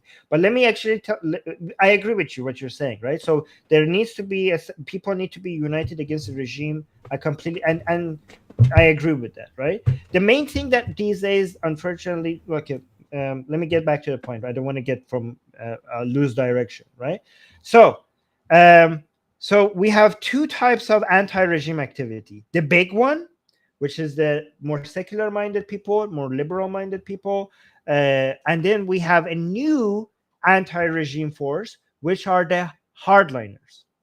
The hardliners, they're anti the regime because the regime is not religious enough, right? So we have most Iranian people that Yeah, are but those against the are regime because crazy. the Like, regime is Islam. Yes. So, but they are crazy people, but they're that's our insane. that's our Trojan horse, I right? mean, those, So I these mean, they are are, most likely yeah, need go on. to be more, Yeah, what? more likely than not. They need to be. Well, no, because we could use them. We could use them. They're actually Yeah, but this is they are the it's I'm just saying like this is what the socialists thought when they cooperated with the Islamists. You can use them. You yeah, don't but want to use let me crazy tell you people. what. I'm just it's a risky game. You don't want to. I like it's probably not the best to use them. Okay, well, let me tell you why. Let me. Okay, so that's an opinion. Let me tell you the opinion That's that my opinion. Let Like me tell you. that's Okay, okay. unless you could bring a But beautiful let me tell. strategy and we're like, you know what? Heads off. I mean, obviously you thought Okay, do about you it want to more than hear? I Do do, you want so to I want to hear? hear it. Yes. Okay, okay. So, but let me, yeah. So let me just tell you the framework, and anybody could you could form your opinion about it, right? So the thing is that we have a majority of people who are anti the regime. They're liberal minded, they're secular minded. However, they do not have influence within the regime. They love life. You know, this is something that Israeli people and Iranian people share. The Islamic Republic is a cult of death, celebrates martyrdom, right? Uses death as a weapon. They care about the afterlife more than this life. But if you look at the Iranian people and the Israeli people, their chants includes the celebration of life. Like you have Am Israel Kai, and you have Zan Zindagi Azadi, right? Israel lives and woman life freedom. So you can see that these are Islam, the Quranic verses completely dismiss life. It highlights the unimportance of life, this life in favor of the other one. But you can see they brag about celebrating death. Like there's a Muslims, Islamic minded people in Iran, the life loving is an insult. So like, oh my God, these people in the streets of Iran, they're life lovers. They call So them isn't the life best way to lovers. get rid of them is just to help them realize their goals? Well, yeah, with what weapon? But That's a good question. imagine life lover being an insult, right? They say Jundust, right? That's what they call them, right? So uh, because these people are, it's true, they are life lovers, right? But the price that they're willing to pay sometimes might be less than hardliners that might be anti the regime. These people are crazy. These people are freaking insane, right? So they are angry with the regime because they think maybe the Islamic Republic is becoming less and less Islamic every day, and they hate that. And they think that the Islamic Republic is going to fix it any year now, and every year that passes, they get more convinced that the Islamic Republic is not doing enough to fix this. And there's two things that they're seeing that is making them hate the Islamic Republic. In fact, many of these people, they actually don't like the name Islamic Republic because they don't like the republic part in the name Islamic Republic, right? Are they all They want Shia? yes, yes. In fact, there's a lot of anti-Sunni sentiment within the regime. Like I the mean, Sunnis I are guess oppressed like the too. Turks probably are also sending there, and you have Pakistan and other forces that also probably want to like have more Sunna sentiment there. But whatever, yeah. No, yeah, no. It's very, very anti-Sunni. It's very anti. I mean, the president right now in Iran is half Kurd, half Turk, and he's very Shia. He's extremely Shia. He has memorized the entire national balagha. But anyways, that's another topic. The point is that there's so what do you think? Like if you are a hardliner in Iran and you look at the Islamic Republic and you think I am disappointed. We did a revolution so that Islam rules this land, and we have a strong Islamic government. What is it that they're seeing that is convincing them that the Islamic Republic is weak, pathetic, not Islamic, and they have failed? They said, like, we have bled for this, we have given so much martyrs for this, we did a revolution for this. This is not what we asked for. Like, we did a revolution to bring Islamic rule to this land, and they're looking at Iran and they're convinced that this is not going the right way. And they are becoming revolutionaries themselves. And they are openly now warning the regime. They're like, you shouldn't be afraid of these life-loving revolutionaries. You should be worried about the death-loving revolutionaries.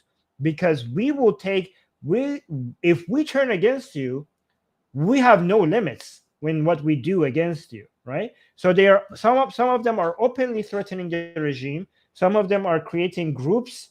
One of them is called. Anyways, I'm not going to go into too. I don't want to get too nerdy for you. There's very complicated. I could get into a lot of details, right? And the regime sees this, and the regime knows that if these people are actually more dangerous than the liberal revolutionaries because they are within the regime. They have been trained. They have experience in war. These are the people who participated in the Iran-Iraq war. These are people who have went to Lebanon, who have went to Syria, and now they're back in Iran. So they are experienced in war. They're crazy. These are the people that the Islamic Republic trained to use against the Iranian people, and now it's turning back on them, right? This is basically what Saudi Arabia experienced with the Wahhabis. They went around the world and trained Wahhabis. They built madrasas everywhere. And now Al Qaeda and ISIS grew out of that and is turning on the Saudi government themselves. So the Islamic Republic is now experiencing the beginnings of something like that. They basically trained all these crazy radicals as a base. And now the same radicals are now turning on the Islamic Republic. We're seeing that starting. But you tell me this. There are two things that they are seeing, and they are convinced that they are unhappy with the Islamic Republic. What are those two things that is making them extremely angry? What do you think those two things are? Why do I feel like it has to do something with us? Okay. Do you want me to just tell you myself what are those two things are? And I think when I say we need to use these people, I don't mean that we have to work with them, because these people are crazy. I agree with you. We should not unite with these people, but we should make them more angry. If we realize what is making them angry and making them turn on the regime, then I don't want to unite with them. I agree with you. These people should not be cooperated with. We should not strengthen them. We should not enforce them. We should not help them. We should not unite with them. But if we could identify what is making them angry and basically poke the things that they're sensitive about and make them even more, they will just turn on the regime themselves without us working with them. So let How me do they see what feel are about the. the successful launches against Israel lately? Like, That's okay. You're identifying one of them. Okay, so the two things are hijab and Israel. These are the two things that are making them angry. I should have They, guessed these are hijab. the two. Yes, right. So Oh, the. oh, I feel So stupid it's hij. now. No, no, it's okay. No, because I was like this. I was like, what's the second one? I was like, oh, hijab. Duh. Now that you say it, like I feel embarrassed. I feel like an uneducated Yes. mops. I don't know. Somebody in the No, street. no, no. Oh, well, it's okay. No, it's hard to guess. Wait, No, it's somebody in the not. chat It's is saying not this. because it's always hijab. It's always hijab. It's always hijab. Yes. It's not. It shouldn't be hard to So guess.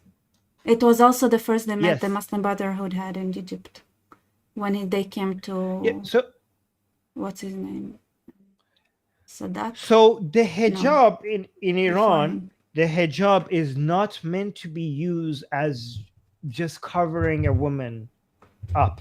All right. So traditionally in Islam, the hijab is a tool to cover up women. It's modesty culture, basically, right? It's However, control in culture. Iran, it's control and modesty culture. Yes. Um, However, in Iran, it has a different purpose. It has a political purpose. In Iran, the hijab is the symbol of the Islamic Republic. It's a flag, it's a billboard. It's a representation of the presence of the Islamic Republic in every single office, in every single school, in every single street. It's a advertisement of the surveillance power and the enforcement power of the regime. It's a reminder that you're being watched, that you're being controlled, and the Islamic Republic is present here, and the Islamic Republic controls this area, right? So that's what the purpose of hijab in Iran, right? In the same way that the hijab has been weaponized by the Islamic Republic, in the same sense, the hijab, the removal of hijab is being weaponized by the Iranian people. So when the Iranian people are removing their hijab, it's not just a message that I want to be free. It's not just a message that I want to be able to choose what I wear. The removal of hijab is actually much more significant than that. The removal of hijab is the sign that the people have power here. It's a signal that the Islamic Republic is incapable of enforcing its power here. Everywhere in Iran, right, you see in the like if you go walk in Tehran, you see now plenty of women without hijab, even though mandatory hijab is the law of the land, right? But the fact that the Iranian people feel safe enough to remove their hijab is advertising, sometimes on purpose, sometimes not on purpose, but it just does this. It advertises the weakness of the Islamic Republic in it not being able to enforce its law. It shows that the Islamic Republic, the people are able to violate the law without the Islamic Republic doing everything about it. And it basically is advertising the weakness, and also to the hardliners, to the Muslim hardliners, it also is demonstration that the Islamic law is not being enforced in this land. The whole point of the Islamic Revolution. So they're trying to make the world Islamic, but they are pathetically weak if they cannot even enforce Islam in their own cities. Like, you are bragging about being strong and one day going into the White House and turning the White House into a Hosseiniya, but look at the woman right next to you, they're not wearing hijab. Like, you can't even enforce your own backyard. How are you going to just do this all over the world? So they feel pathetically weak. They are The whole point of the Islamic Revolution was a response to Islamic humiliation. Muslims feel weak and pathetic and humiliated after the World War II because the whole world was progressing and they look pathetically weak. And this was a response to that inferiority complex. So they are very eager to demonstrate strength. This weakness hits them where it's the most sensitive. So that's one demonstration of weakness, that they cannot enforce Islamic law even within Iran. Another demonstration of weakness is how incapable they are next to Israel. It's one thing for the United States to come and humiliate them because they kind of saw themselves as, okay, United States is stronger than us for now. One day we'll become as strong as United States, but they saw themselves as equal to Israel at least. But the fact that Israel is now so easily coming out and killing factories, that was their delusion, right? I But the mean, fact no, that it's not. Israel It's is it's now funny because like we're like 10 times smaller. By size even more, like 100 times smaller. Yes. It's So it's this like is why this is it's so like embarrassing. fighting a very persistent, I don't know, Yes. small animal. Yes. No, this is so. This started with the scientists being killed, right? The nuclear scientists being killed in Iran, and then Fakhrizadeh, right? I mean, Qasim Soleimani, when it was killed by United States, that it was the United States, but they at least expected the revenge. The revenge, the big revenge, never came. But then Israel took out Zahedi, right, in Syria, Hmm. and they're taking out many key officers of the IRGC, and then they killed Ismail Hania in Tehran, and also the missiles that they, remember, the Islamic Republic sent 300 missiles towards Israel, and it was so embarrassing because most of them did not hit anywhere. Nobody died in Israel. Half of them basically collapsed. There's a new AP report that showed that some of the missiles that the Islamic Republic brags about, they bragged about their accuracy being their 50 meters, like they hit anything within the 50 meters of the intended target. Other people had analyzed that it's actually 500, but those the very same missiles that were used to hit targets in Israel, they actually missed the targets by more than a kilometers. The very same missiles that the Islamic Republic said that they could hit their target within 50 meters, they actually missed their target by more than a kilometer. That is absolutely embarrassing. That is embarrassing. The fact that Israel could come and basically come into, and also remember, in response to those 300 drones and missiles, the Israel's military used a F-35 to shoot a missile from outside Iran borders to hit the radar section of an S-300 in the heart of Iran, right next to its nuclear facility, next to Isfahan. That was so impressive. But the S-300 is the strongest defense system that the Islamic Republic has, that has bought it from Russia. It's not an S-400; it's an S-300. The that advanced system that they think they have that protects them, the radar section of that system is supposed to be able to see every missile that is coming at it, coming towards anywhere near it. But not only did it not see the missile, it actually got hit by the missile. The radar section got hit by a missile from a missile shot by an F-35 outside of Iranian's border, went all the way into the middle of Iran. Basically, Israel showed with that attack that everywhere within Iran is accessible with Israeli planes. That is an absolutely crazy demonstration of strength. Ismail Hania taking him out in Tehran, that is an absolute crazy demonstration of intelligence and capability. The whole world is shocked still by that attack.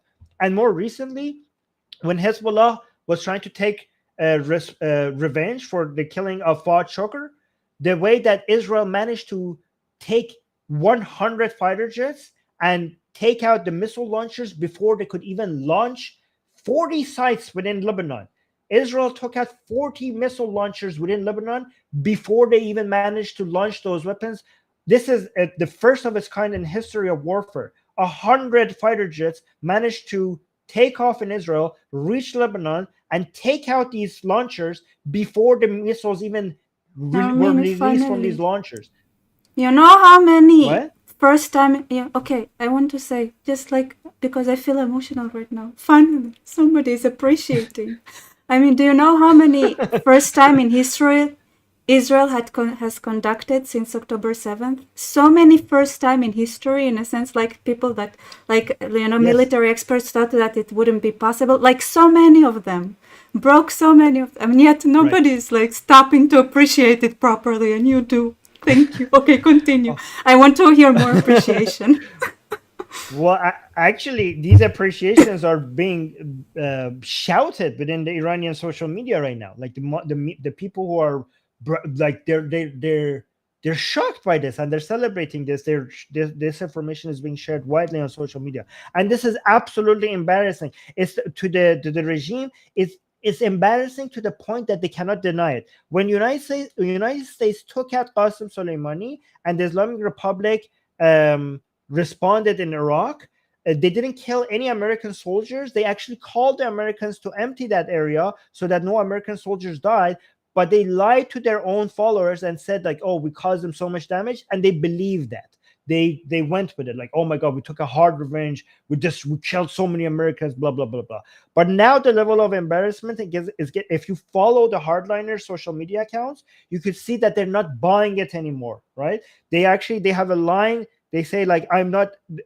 They're making اسکل نظام من اسکل نظام داریم میشیم, meaning that they're treating us like the idiots of the regime, like you are using us as you're acting like we're useful idiots. So the hardliners are noticing that this is propaganda, that the Islamic Republic is actually weak and pathetic and is not able to take revenge, and the enemies of Islam are humiliating us, and this is what is making them angry of the regime. So the hijab, the woman taking off their hijab, and the Israel strength against the Islamic Republic are the two main reasons why so many religious hardliners are turning on the regime. And this is causing division among them. And this division is the highest chance that we have for an Arab collapse. That's what I'm saying. This internal fight among them. Are they more like, but the question is like, aren't they afraid of toppling the regime? Isn't it for them like, because it seems like there are so many, let's say, hyenas there out there looking for somebody who would like, slice open the first so Yes, they yes, I mean, some of them are upset. That's actually, you're very smart, because some of them are saying, thank be you. quiet, because some of them that's actually another thing that some hardliners are saying. Some hardliners are angry themselves at the regime, but they're saying, guys, do not make our enemies happy. You're fighting the regime, and our enemies want to see us divided. Like, what do you think is going to happen? Like, okay, maybe the Islamic Republic is not perfect, but this is the best we have. What do you think is going to happen if this regime falls? This is the closest thing to an Islamic regime we will ever have. So stop openly voicing your grievances, because if this regime falls, what comes after is not going to be Islamic at all. So some of them are trying to make the other ones quiet, telling them to shut the fuck up. No matter how bad the Islamic Republic is, this is the closest thing that we're ever going to have right now. And God will help us one day, so just be patient. But the problem is that it's not working. I mean, this line of just be quiet and don't say these things out loud because it makes our enemy happy used to work a couple of years ago. But now, no matter how many hardliners are asking the other hardliners to be quiet, the level of grievances have reached so high that you cannot keep them quiet. So You that's, yeah, remember but you that's a good remember point. what I asked you before, if they're all Shia? Hmm. Because they don't have anyone Yes. from the outside to come and help them. Being Shia gets them means that they're stuck, they're like alone. It's an island. Yes, that's actually another good point, because the Islamic Otherwise, Republic like, doesn't there have are any true. enough. Yeah. They have, and okay, that's another good point, because here's the thing: ever since October 7th, the proxies. So for example, if Israel gets attacked, Israel has many allies, right? Countries as allies that will come.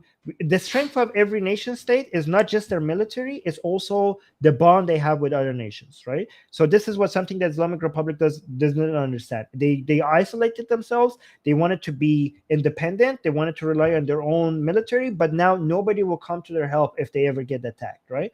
Their allies are China and Russia, but China and Russia will never enter a war to defend the Islamic Republic. The No, most never. China and Russia would do would veto something in the Security Council, or write like a very strongly worded letter, but they will never enter a war to defend the Islamic Republic. The only people that will actually enter a war to defend the Islamic Republic are the proxies. These are not nation states. It's Hezbollah, Hamas, the Houthis, Kataib Hezbollah. These Hezbollah Shabi. These are the proxies that might come in to try to defend the Islamic Republic. But even they, and they're not strong, they're not nation states, but even they are becoming, there is a divide between them now and Islamic Republic. The October 7th showed that the Islamic Republic will not come and defend its proxies when they're in trouble, right? The proxies are there to take the attack away from the Iran and to accept it on themselves and just perish if they have to. And the Islamic, so Hamas expected that after October 7th, if they get attacked by Israel, the Islamic Republic and Hezbollah will come and enter a full-scale war to defend them. And they waited and they waited, and that never happened, right? Because the philosophy of the Islamic Republic is that you exist so that war does not come to Iran. So you take the hit for me. I'm not going to come and enter a war for you. You're supposed to do the war so that I don't have to. That's your point. You're supposed to take all the damage. So now a lot of other proxies are noticing how expendable they are to the Islamic Republic, and is causing them to try to be their own, like have some independence away from the Islamic Republic. So there's now a lot of internal fight. The fact that Hezbollah took the revenge from Fuad Shukr separately from the Islamic Republic, because they're both supposed to do a revenge attack. Hezbollah for Fuad Shukr, and the Islamic Republic for Ismail Haniyeh. They were both supposed to do an attack, and it makes sense for them to do the attack at the same time to overwhelm Israel's defense capabilities. But they have been waiting for so long for the revenge because there's an internal fight between Hezbollah and the Islamic Republic regarding who's supposed to do what. Because the Islamic Republic wanted Hezbollah to do everything because they don't want to go into direct war. Yeah, go on. Okay, if we come, so there's the thing.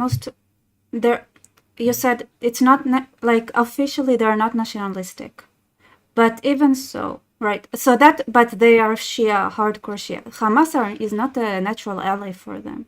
There is a reason Hamas ran to Turkey the moment they could.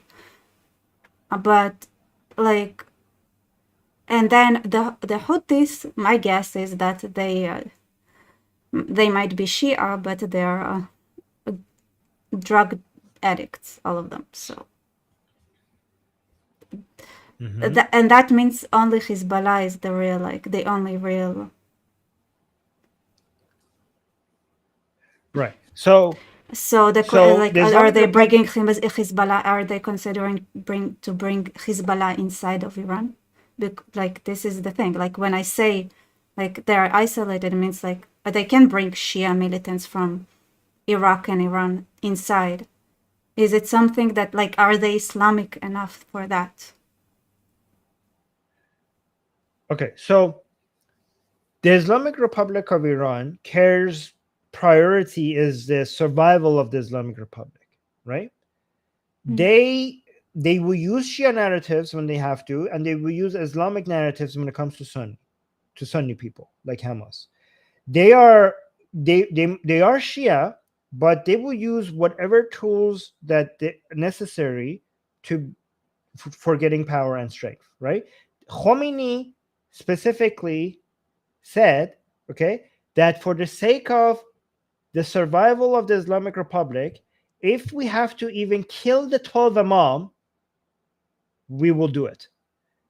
Think about that. So they are Shia, but so Khomeini had this ideology that nothing is more religiously important than maintaining the Islamic regime. So that priority is so high. Yes. So that but is because power, but for religious reasons. He thinks that so this is where I raised my hand and tried to ask a question. Okay, go ahead. Is it hardcore enough to bring outside forces in, or only inside out? Because this is completely two different psychologies. Right. So they are doing both, right? They are doing both. And the way they're doing they are doing both. But the way, for example, like I could tell you a couple of ways they're doing it. One thing is they're looking at the Shia community in Afghanistan. They're trying to, because they're noticing Iran is becoming less and less religious. They're trying to bring a religious demographic from Afghanistan to Iran. Also, another thing they're doing is that they're looking at Iraq. Yeah. Yes, they're also looking. I know Afghanistan is mostly Sunni, but they no, because I thought there weren't.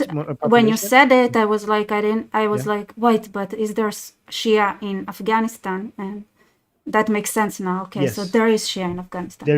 There's a huge, Yeah, yeah. I mean, they're bringing all sorts of Afghanistanis to Iran, but they're relying on the Shia population to fill up their religious institutions, their Hosea al Mia and their schools. And they're also going to So, Iraq and they're looking at okay. their proxies, the, and they're bringing them into Iranian universities. So so they're Mm, rewarding Iraqi people within the um proxies of the regime in Iraq. They're rewarding them by giving them positions. They're bringing them to Iran. So the Iranian people are very sensitive about the university positions because it's very, very competitive. You have to pass a test that is very competitive to be able to get a seat.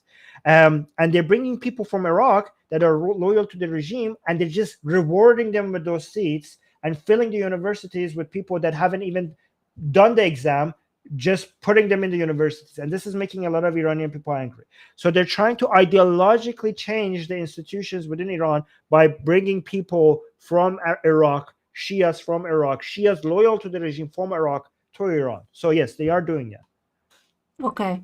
So full ideological one, like, and also full on occupation, like full on occupation mindset on the Iranians. Yes, yes. So, some That's people really are saying interesting that to me because I felt like they might have a shred of Persian, but it sounds like no, they're full on occupation, full on incredible. they're trying to topple the people. So the Iranian people are trying to topple the regime. Okay, this is the first time a regime is trying to topple the people. So usually people are not unhappy with the regime and they change the regime. This will be the first time in history where a regime is unhappy with the people, so it's trying to change the people. That's what It's they're not the trying to first do. time. It's how It's you get unbelievable. Arabized. It's how you get Arabized. It's a Arabization I process. would say Islamized. I would say Yeah, but Islamized. it comes together. But No, because I'll tell you no, why but I the reason, is Arabized because let me that's a tell you population why swap. I wouldn't say you, because we have Iranian Arabs that are anti the regime, and we want to make sure we have unity with them. Inner So that's why we politics. make sure Yeah. we Okay. have to say Islamize, okay? Because the I'm Iranian sorry. I Arabs, apologize. I'm sorry, yeah, Iranians. not, Of course, Islamize. Nothing to do with Arabization. That doesn't exist. Your language is well, the totally thing 100% Persian, was not contaminated at all. no, Yes, no, good. the Let's reason continue. why, I mean, this is actually a lot of people in Iran agree with the way you're framing it. I'm not saying that I don't represent the Iranian people. I have just I'm telling you the different narratives. Actually, many people agree with what you're saying and disagree with me. Okay, many Iranian people agree with you with the language that you're using, right? Um, I just let me actually see how. One thing I tell Iranian people is like within Arab countries, we have secular movements, we have atheists, we have anti-Islamists within Arabs. So we should celebrate that. We have a lot of anti-regime Arab people that we don't want to alienate, and also the things that are wrong with Arab culture, it's Islam, and Arab nationalism An by Arab Nasser and being stuff. like a sorry. No, no, Pan Arabism. I'm against any form of Pan Arabism pan is awful. ethnic. Yes, of course. Pan any ethnicity is awful, right? I believe in But nationalism, okay, so not yeah. at this point, I want to bring the word Arab and talk about the original meaning of the word Arab because it is the Arab. It is Arab, but in core, if you consider the original meaning of the word Arab, Arab, But well, let's. I mean, I which want you to know what keep it this is, right? about. You know what's the Okay, original but Arab? I mean, the roots. Tell me, because you're gonna It's the tell me. So go desert ahead. people. It's the society that was built upon uh, like stealing and killing and looting. Like those are the people. Like those are Yeah. the Arabs. This is the society. This has always been Okay, their social structure. Not all of Arabia were Arabs in the beginning. right. They weren't Arabs, right? Most Those of who what you lived in know the about cities weren't Arabs. most of what we know about the history of Arabs is false history, right? I would recommend reading this book, Did Muhammad No, Exist by but Robert Spencer. But I don't want to change the topic because I yeah. want to make because this stream is a really good topic regarding Iran. So I just want to make sure that we could do this discussion on another stream. I think this stream is a very good reference for the Iranian topic, right? Um, Yeah, yeah, let's do that. I'm just yeah. But we could have this discussion at another point regarding. I just think that whatever the root word, whatever historically this word meant, right? The reality on the ground is that we need Yeah, it's allies wherever different. we could get them. Yes, Yes, yes, indeed. yeah, right. Okay, so do you have any questions? I, Let's, yeah, people, do you have questions? Y'all, ask questions. I, we don't have to make it longer. I mean, I could also And I talk mean, about why the new president is not a reformist, like a lot of people are okay, saying. so, I could, yeah. oh no, Go of ahead. course, he's not a reformist. I think, can we like agree on that and let it go? Obviously, like, it's fake, Okay, it's a controlled opposition. okay, sounds good. So we don't need to say that. But, People already know that okay, because it gets me really annoyed when people call him a so okay, you reformist. get Islamized by bringing mostly Arabs and some Afghans, okay? From No, the outside in, no, like full on occupation. yeah. How, Yes. by the If way, this it's is the why same. people are saying we need to topple this regime fast, because if we keep going with Yeah, this regime, there's not going to be an Iran left. it's the same in Europe, guys. Same Europe. You're changing, like, instead of changing the regime, you change the people. Then you can stay in the regime. Yeah. Yeah, Yes. so So what do you think would bring, like, this the is an tolerance emergency. level? Yes. Okay, so what feeds the power? What feeds the power? How can you, like, what are the feeding tubes, like, that feed the regime? Like, Oh, and and oh, how much more can the Iranians tolerate? Like, what is snappable on both sides? right. So when it comes to political power, there's always, this is what I always explain. There's three sources of political power, right? It's the military, the economy, economic power, and the people power. So people power, economic power, and military power, right? So if you want to destroy somebody, any political entity, you have to see how much strength you have in these three, in all of this three, right? So we have defeated the Islamic Republic in when it comes to people power, right? But the problem is that's the least important one, the least powerful one, right? So the people power, the Islamic Republic have lost. Most Iranian people are against the regime. Okay, Mm-hmm. yep, we do. The most important one, which is military power, we don't have that. We do have the people power, we don't have the economic power, and we don't have the military power to have the upper hand against the regime, right? So the first one is one. We have to try to get the other two. So the people power, the next one is the economic power. So to gain the economic power, what we're looking for is that the relative power, the economic power of the regime and the people. Where does the regime get its economic power? It's from the selling of oil and gas, right? Where do the people get their economic power? The people get their economic power by selling their labor, right? So the way to increase the people's economic power relative to the government's economic power is to sanction the sale of oil and gas, so that the regime has less and less. And this is something that the Biden administration has failed the Iranian people by providing a lot of ways for the regime to Yeah, and the more maximize you the wait, the selling of more it oil and will gas. go. Okay, so this is my fear. Obviously, the more we wait now, the more instead of it turning into the Iranians taking it back over to, maybe it will turn to Afghanistan. Yes, and but by the way, I also wanted to say Biden kind of basically helped fund October 7th, No, because the money that Hamas had to be able to basically do October 7th came from the Islamic Republic, which is from the same oil and gas that the regime managed to sell to China, because Biden administration looked the other way. So I just wanted to mention that the funding came from the oil and gas that the Biden administration let the Islamic Republic sell. and China So we would need to probably try love to. another Afghanistan. It's so easy to steal their resources that way. Well, I'm gonna. Okay, so that could be another whole stream there. We could talk about Yeah. that. But so we should reduce maximize sanctions on oil and gas, but at the same time, we have to try to improve the economic power of the Iranian people.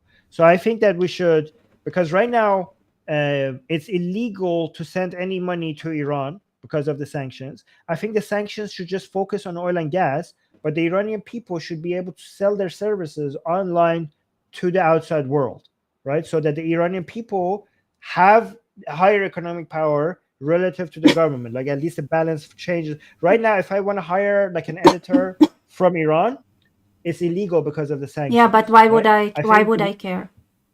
Sorry, but like, why would I no, care about the economic power of the Iranian people? uh, because economic power leads to political power. Because if the How? Iranian people have, because they will be able to, because a lot of the people who are hired by the regime is because there are no private jobs, because a lot of them, like you mentioned some of them are ideological. So many people who support the regime are economical, they're economic opportunists. If Yeah, the but people private are doing the people, hiring, the yeah, private if the people are not people gonna are doing build the high, the army, and they're not gonna build an army. You're not so gonna take the Afghans and so say, now we use you for the against the regime. look at the way I'm categorizing it, right? I was talking about people power, economic power, military power. So we're right now in the second category. You're talking about the third category. That's an important category, but we're in the middle one, right? I'm just considering all the powers. If you want to win each one of these separately, I'm trying to tell you what you have to do. Yes, the main one is you're correct. The main one that is the most important one is the military power. But if you are focusing within this category of economic But power, it's a I will just double-edged tell you how to sword. win. If you help economically, then people are not gonna have the same motivation needed to topple the regime either, which is different. That's actually It's a debatable by studies. double-edged sword. Okay, so it works both ways, right? If people are somewhat suffering, they are motivated to do a revolution. However, if they are too poor, then what we show in studies is that the government is so equipped to oppress them that a civil level of poverty below that, they're not actually going to be able to suppress the government, right? Because to suppress the people, you actually need to pay the people who are doing the suppressing, right? If there is no economic opportunities within the private sector and the only jobs is to for the regime to hire you, then the regime is actually going to be able to maintain control more. There's It a lot feels of to me studies being like done on this. it might maintain the status quo and might give more breathing space for Iranians to actually do the No, job, rather than turn into no. another Afghanistan. But The it's Iranian not people like are so angry with the regime that they are. This is not going to make them pro so, regime. okay. So Like the what is Iranian, they're we have angry gotten to a level. They are so beyond angry. Like the level of hatred that exists for the regime among enough to Iranian pick up a people, gun it's or a not going. knife? Yes, yeah, of course, so much. Like you have the intensity of this hatred is not going to go away. If these people, whatever power they have to topple this regime, they will use it, right? So don't think like, oh, they're going to be like, okay, I'm satisfied, so I'm okay with this regime staying with us. It's not like that. It's not like that. I think if I think that it's not black and white. Everything is on a spectrum. Obviously, the thing that you're saying will have some effect. I'm not saying it does not exist, but what I'm saying is that the regime, for it to be able to suppress the people, it needs to be able to hire people. It needs to be able to have an infrastructure where people is competing with the private sector, where people are going towards the regime. If the regime has to compete with the private sector that is hiring more, and people don't have to rely on the government to be able to eat, a lot of people don't turn on the government because the government is the only source of their income. If the private sector is strong enough for people not having to be able to rely on it, then actually more people will turn on the government. So we need to increase the sanctions on oil and gas, but we do also need to provide an outlet for the people in the private sector to be able to make some income where eventually it's able to compete with the regime. So that's, I mean, you could disagree with that. You guys could debate that in the comment section. No, Maybe I'm for wrong, maybe sure. I'm right. Like the fact that the Yeah. uh, it's it's problematic. Like first thing, obviously you need to. It makes sense. Like for example, to strengthen those who control the borders. You have, like, honestly, I think you guys need to find a way to make sure, like, play with the separation thing, because you need people to control the border. They're not going to be able to bring Shias or Afghans in if you have border, like, areas that are the border is being controlled. No, what do you mean play with the separation thing? The regime plays with the separation thing. The You regime should likes to use too. the separation to get. I mean, not but No, like this in is the what. separation. It's just that they play with the separation. It's an easy tool, but it should be like a tool for. It's tool. I'll tell you why it's a tool, because they are different. They can do a lot more in smuggling and building forces and controlling borders. And those are forces that should be used by the Iranians and like the So cooperation. that would lead into a bloodbath. Like if you bring in guns and arm the Iranian people, the regime would just go full on like, um, you know, No, I didn't say that. I say that because you need to genocidal. stop. You need to stop people they try to bring in. I don't know what the scope of Okay, that so what is. is it? What are you suggesting? And maybe I'm not understanding you what you're saying. So So, can you say it again? okay, the question is like first, like how much of the foreign forces do they bring in? Because if they're trying to change the Oh, people foreign force. actively, like they do in Oh, Europe, okay, for okay. example, you need to control the borders instead, like in a sense of nobody's crossing it. One way of doing that So is you're saying because, people. So you're saying that people should control their borders themselves. mhm. That's what you're saying. With what weapon? With what tool? So They that's don't have any weapons. but this is where I say this is where you play on the separatism because of that, because the So Baluchis are what do you gonna mean? have better ways of getting the forces happening, But the and the Baluchi. Kurds are Okay, gonna so get the better, and the Iranian people have to figure out it too as well. But it's easier and when in but minorities, okay, just so you're not naturally talking so. about all Baluchis. You're talking about the separatist Baluchis, okay, which No, is the I don't. minority I of the talk all Baluchis in Iran. Baluchis. Yeah. I talk all Baluchis. Okay. Baluchis need to Yeah. ride Okay. the separatists, like pretend, so that they can Pretend that build they're separatists. yes, That's not gonna work. like not it's not okay. So this, I think the word separatist, like I'm using it, but it's wrong. It's minorities. Mhm. Via minorities. Okay. The minorities. The Not in the minorities. The separatists. The Baluchi. minorities have Okay. Okay. They probably don't have better guns. ways, They but don't they have guns. probably have better ways of getting it if they're on the borders and stuff. Like the Arabs and like they can get it from the Gulf, for Okay. example. So They can every get it time from the that something Gulf. like that. Yeah, but the Islamic Republic can see if there's an attempt like that is being made, and they will just go in and they just wipe these people out.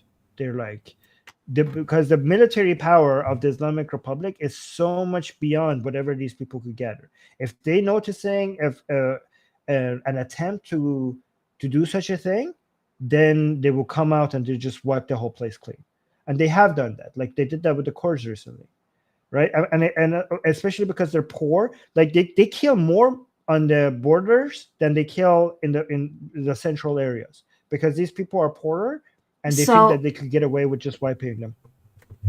all right, so if they feel so they control right now, the you say they have stronghold on the borders of Iran, and if they seem Who? trying smug, The regime? No, no, they don't. They're actually incapable of securing the borders. The only thing that the Islamic Republic has been capable of doing is just killing its own people.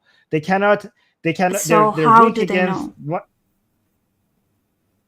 If it's not, What? if How it's did? just to get like, so let's say they're like the minorities, they gather it, or the borders, they gather it.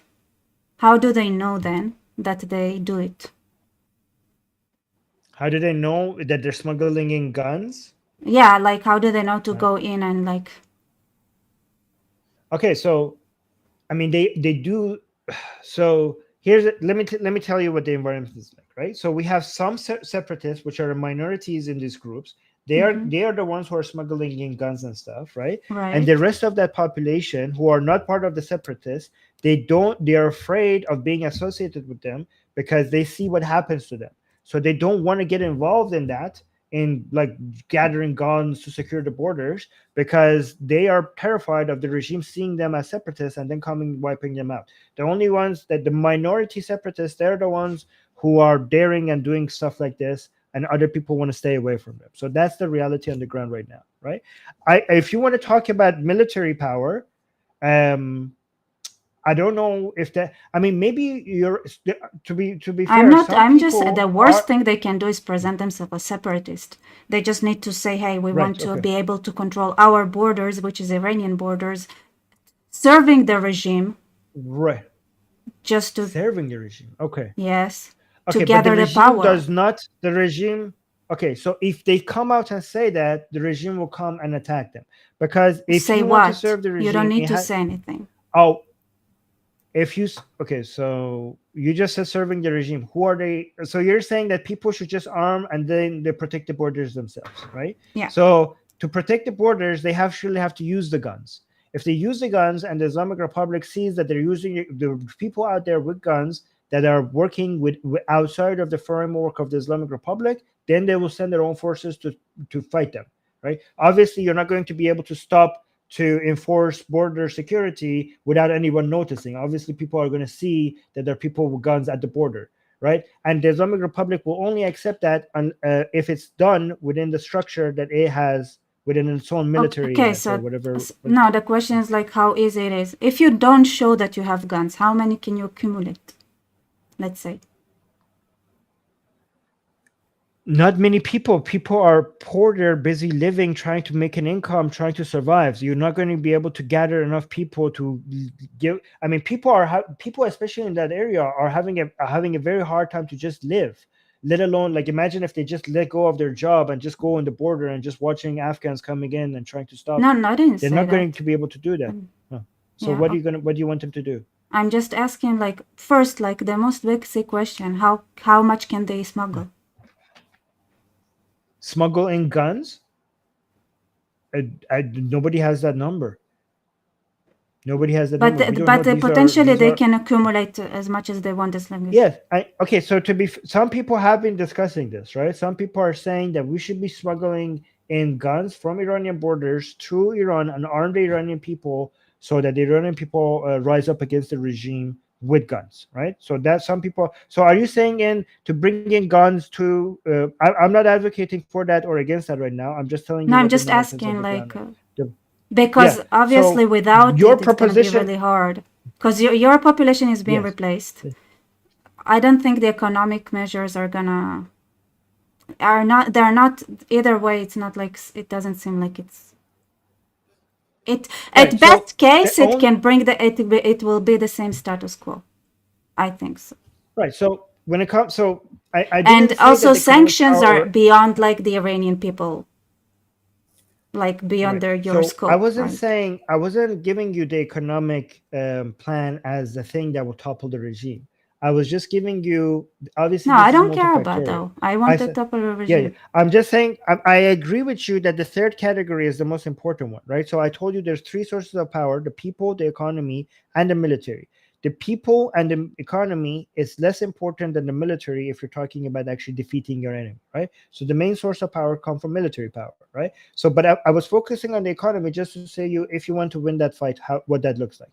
But when it comes to the military fight, if you want to fight, if you want to defeat the Islamic Republic on a military overpowering them in a military front, like we said, there's three ways of doing that, right? Either a foreign force coming in and doing it, and the only foreign force that is capable of doing this is the United States. Actually, even if I Israel didn't say wanted to do foreign that, force. I said uh, you should build inner forces. I know. I'm telling you all the three sources. There's foreign force, Okay, there okay, is okay. the people being armed, or there's a coup, right? So we could evaluate the possibility of each one of them, right? So, so the foreign force, we're removing that one for now. The coup, I don't know how likely do you think the coup is. Some people think it's unlikely, right? I don't know The what the situation is. I don't know how easy it is to get enlisted, for example, to in so the Iranian army. so the people, so the division.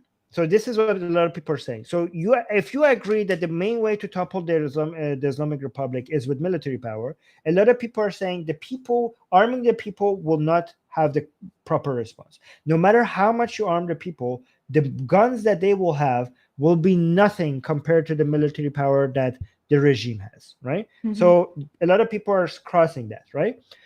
The regime, foreign regimes coming, a lot of people are saying cross that as well, because no foreign regime wants that.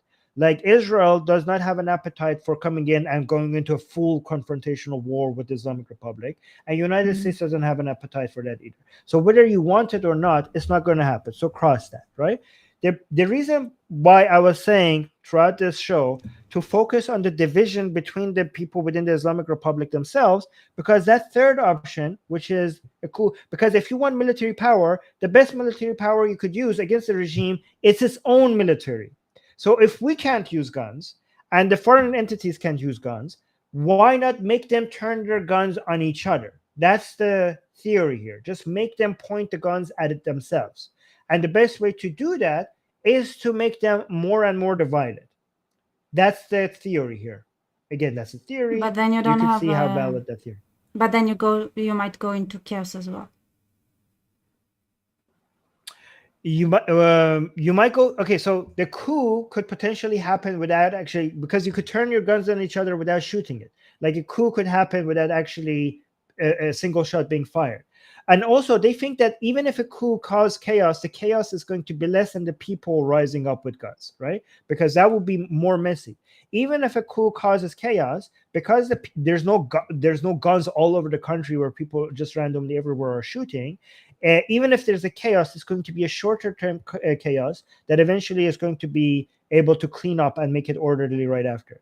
A lot of Iranian people are convinced that if the Islamic Republic is removed, even if it's a temporary chaos at the beginning of it, at the end of the day, it's going to lead into a secular democracy, because the appetite for Iranians for freedom and a secular democracy is so much that a lot of Iranians are convinced that it's impossible to put that cat back in the bag again. Like once you let that open, What like once the Iranian about people are free, yeah, what go on. about the city level?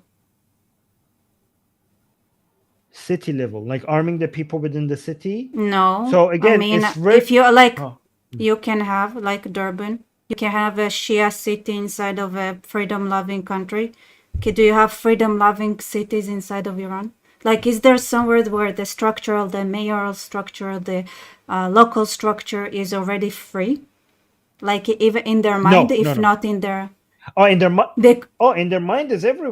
No, the people. no, Okay, no, so the no, no, minds no, of no. the I mean, people. those who are actual mayors. Are there mayors that Oh, are, that's because this is another thing. the This is regime. where you can, No, because if you really want to take control, the municipal level is very important as well.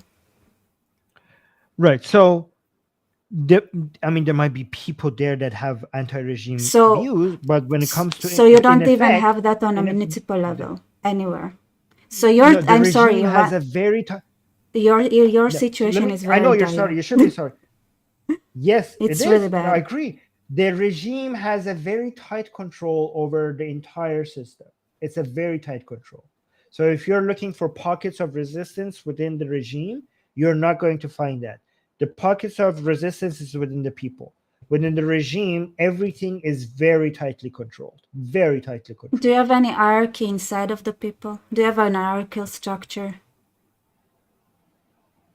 When you say Um, people, every we person did. by themselves can have it, but you have So to have an hierarchy. So a lot of people have been. This is okay. Now you're touching. So we talked about the division within the regime. This is a source of division. Unfortunately, this is the greatest weakness of the opposition.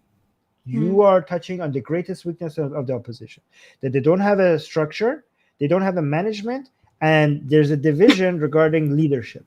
So the main contender for the leadership right now is the son of the previous king, Yeah, Reza but Pahlavi, right? that's just the it's like you need a Yes. pile of something to put a stone in the hand at the top. Yes, we don't. Yeah, they You don't don't have have any that. They don't have structure. that. Nothing. No, this is the greatest weakness. This is the greatest weakness of the opposition.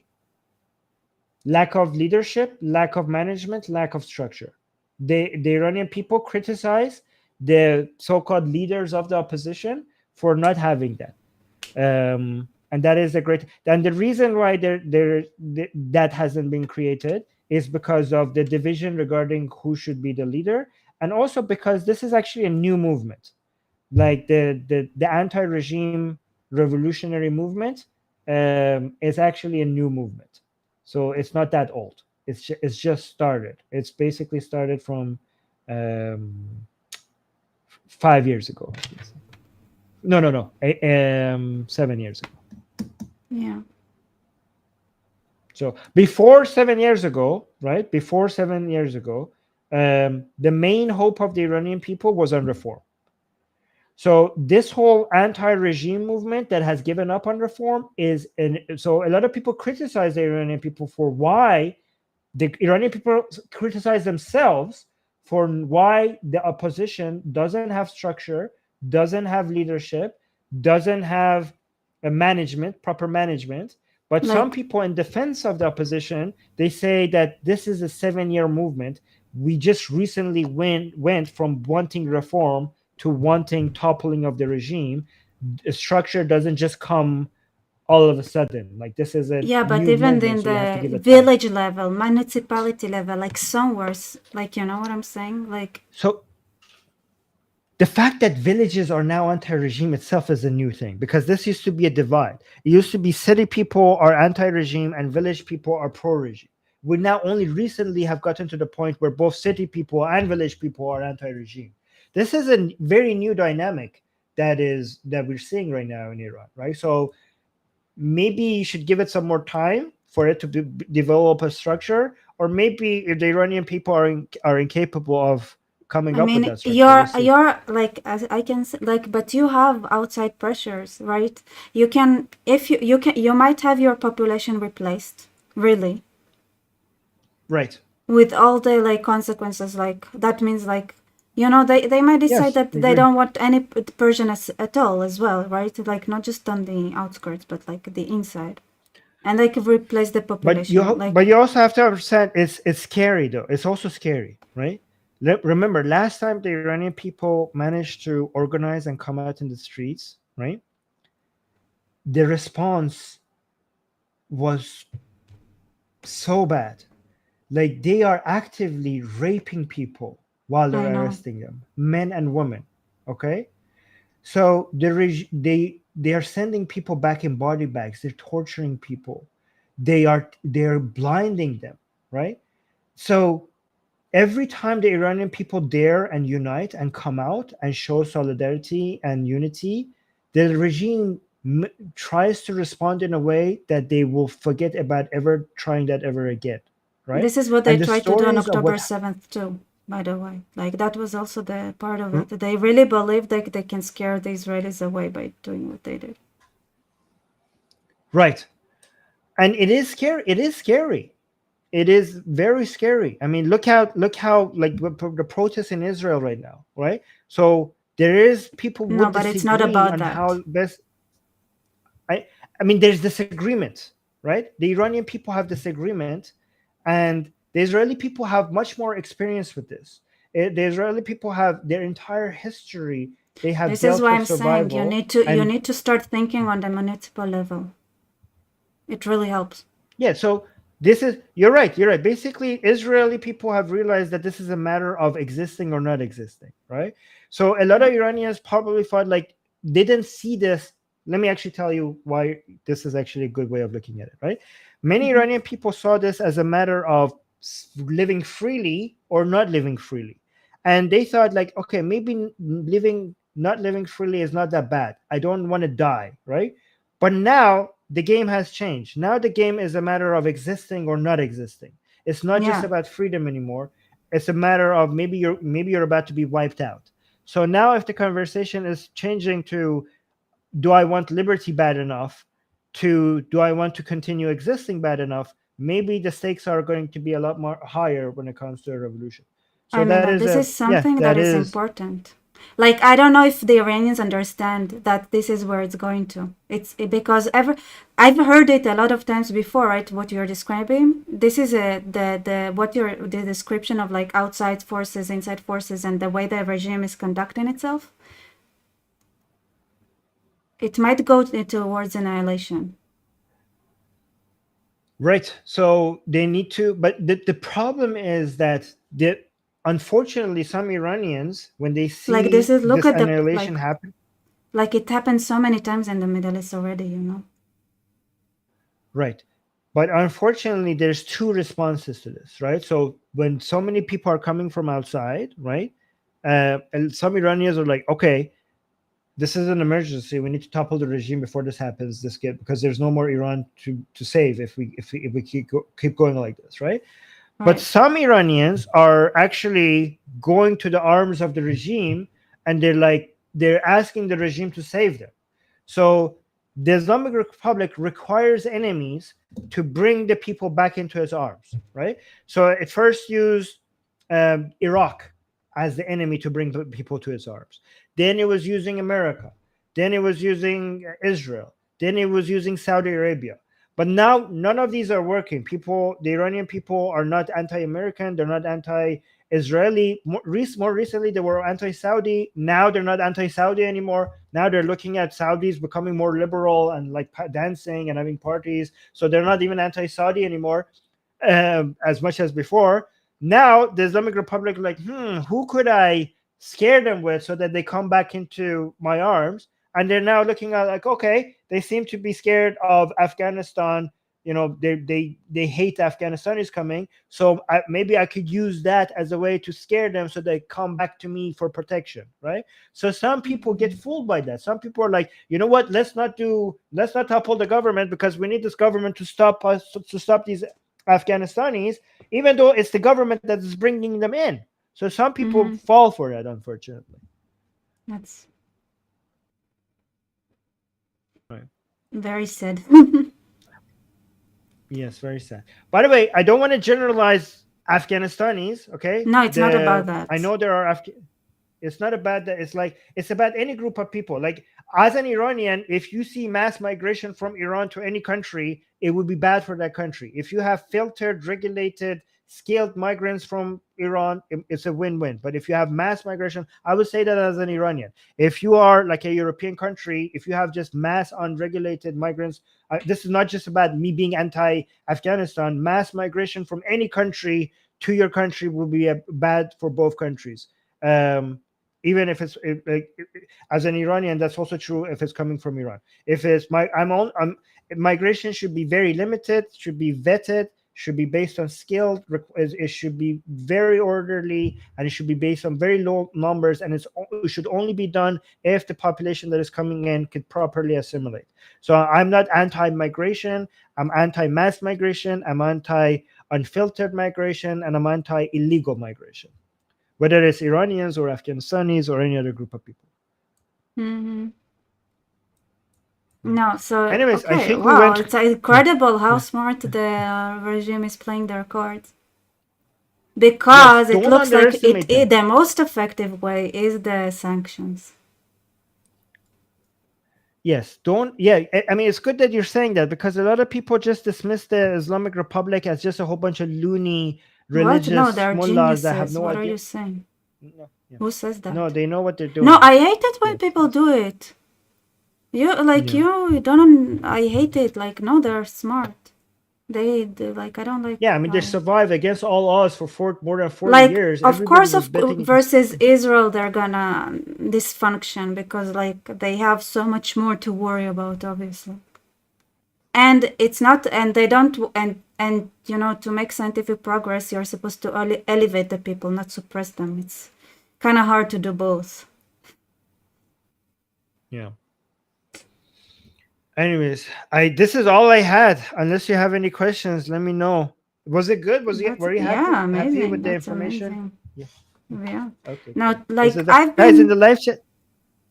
I Yeah. think the resources you have, like it is like this is what I had. Like in like this is my hunch was like Mhm. with foreign force, you can cut all the in different ways, right? But cut the lifeline, as in money wise, to the regime. But Yes. but but that doesn't mean the Iranian people should not be ready.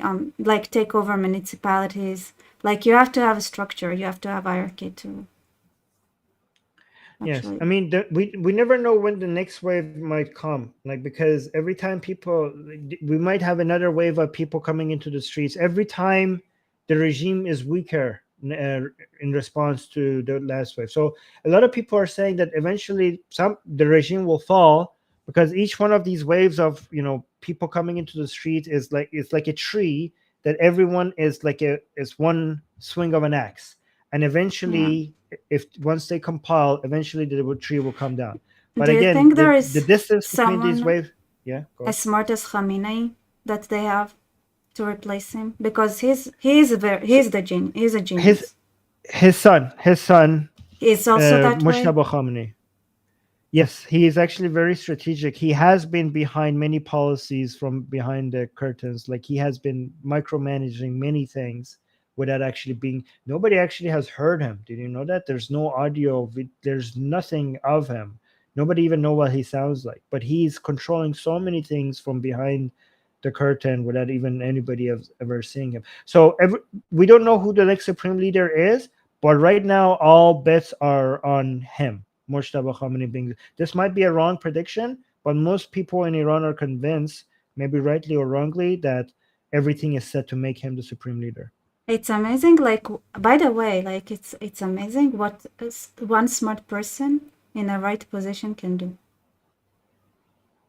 Yeah. Like Actually, I could one day tell you about everything that Khamenei did to gain power. If I tell you the entire like history, you if would you be have somebody so. genius like that that is evil, willing to do whatever it takes, and he knows like and he's positioned right, Yes. that's By the scary, way, can I man. tell you But something it's about? good if Can they're I good, something? you know. Yes. So one thing people don't understand about Khamenei is like if you read foreign political analysts, they always think that the Iranian politics is hardliners and reformers, and Khamenei is on the side of hardliners and against the reformers. And that is completely wrong. Like they don't under anybody who says has that part of their analysis does not understand Khamenei. I mean, it's Khamenei part of is the not in game. favor. Those people who write Yes, those analytics about Iran, they are themselves Iranian regime. some of them, yes. A I lot know of I know some of them like, personally. Yeah. or a lot But of them influence those who write it, and like and they believe right. that they get So real Iranian sources.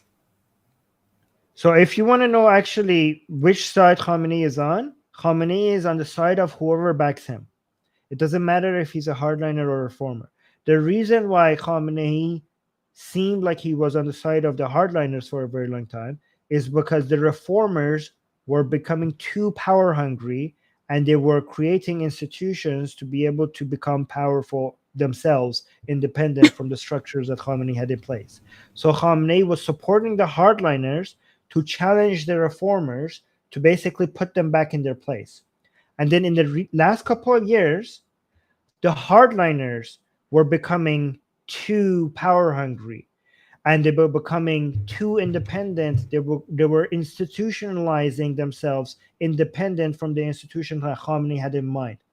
And that's why Khamenei is now using the reformers to basically put the hardliners back into the place, but not any reformer, the reformer without institutional support behind him. This is why he picked Pezeshkian. By the way, in Iran, the people don't choose the president. That's all a myth. The everything was set so that Pezeshkian becomes the president, and he's specifically a so-called reformer without any institutional power behind him, because that's the type of reformer that Khamenei likes, and he's using that type of a reformer to now put the hardliners to push them back and put them in their place. And a lot of hardliners are realizing that, and they feel betrayed by Khamenei. Some of them are openly feeling betrayed. Right. So Khamenei is in favor of whoever is completely loyal to him. That's who's. It doesn't matter if they're right, left, reformer, hardliner. He doesn't care about any of that. He only cares about absolute loyalty, and that he always wants to completely destroy any potential challenge to himself or the supreme leadership of his son. Anything that challenges that, he wants to destroy that before he dies. Man is smart, And he's dude. doing that very effectively. Yes. Gee, like Yeah. I And was this is like, why, oh, yeah, don't forget what you're saying. This is why so many people think that Khamenei killed Raisi. So many people think Khamenei killed Raisi because, for many reasons, one the of them butcher. being that it was time for a reformer, a so-called reformer, to become president. I mean, somebody who's named the butcher of Tehran is for sure like Yeah. must have a very Yes. certain personality that is not easy to deal with. Yeah. No, Raisi's problem was that he was too openly loyal. So it's amazing because Raisi died because of his extreme loyalty to Khamenei. So Khamenei requires somebody that is loyal to him, but not to that point. So it was impossible to remove Raisi because of his too extreme version of loyalty. Like, he was a hardliner and he was No, supposed to I be get Khamenei's it. pick. So all his failures was going to be put under Khamenei's failures. So No, it's he should not have been removed with an election. He should have been removed in a different way, because his failure in an election would be put down as Khamenei's failure in an election, right? But with Pezeshkian, any failure within Iran right now by the regime, economically or otherwise, would now be seen as reformist failure away from Khamenei. So this is very strategic. yeah, but it's He will also take because all. a Beraisi Mm. person like that that is like with this kind of butcher, right? This kind of personality. If he only sensed that Khamenei is it like he is not like he is like he like the abandonment like if he triggered the abandonment sentiment it No, he might have Raisi had like no no. power. No, Raisi was the butcher of Tehran because he was ordered in the 80s to be a butcher. Raisi was a loyal dog. Okay, Always. Raisi would have done But what if always. like Raisi would without have an always. abandonment, like did he have an abandonment issue or no? Raisi. Raisi was Because if he does, he has to a be puppet. eliminated. But if he No, doesn't, no, Raisi. but No, that doesn't mean Raisi was that like not eliminated. every puppet, not sometimes puppets have abandonment issues. Like they're loyal, but they're afraid from I being know, but abandoned. Raisi was too obvious. Okay, Raisi, if he No, was because he removed, he exposed Khamenei. I know, I understand. Like he exposed, like his behavior exposed Khamenei as the real person that is.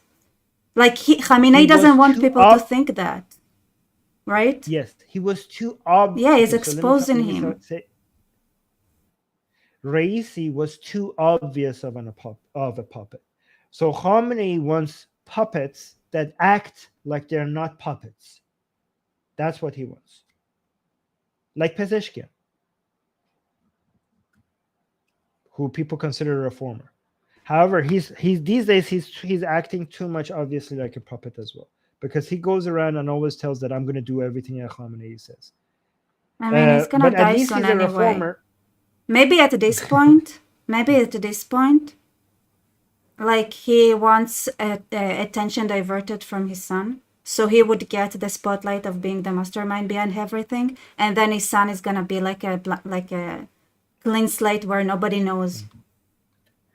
Yeah. By the way, we don't know if his son is going to be the supreme leader, because as much as Yeah, Khamenei is trying for his son to become the supreme leader, once he dies, there's going to yeah. be a power vacuum, right? And Khamenei is not going to be there to now control everything. He's trying to set everything for his son to become the supreme leader, but we have no idea what happens when Khamenei dies. There are so many people in the regime right now hungry for power, waiting for Khamenei to die, and in that power vacuum, it's anyone's guess what will happen. It's going to be one of the best shots that we have for toppling the regime is going to be when But Khamenei only dies, if you guys are because ready for it.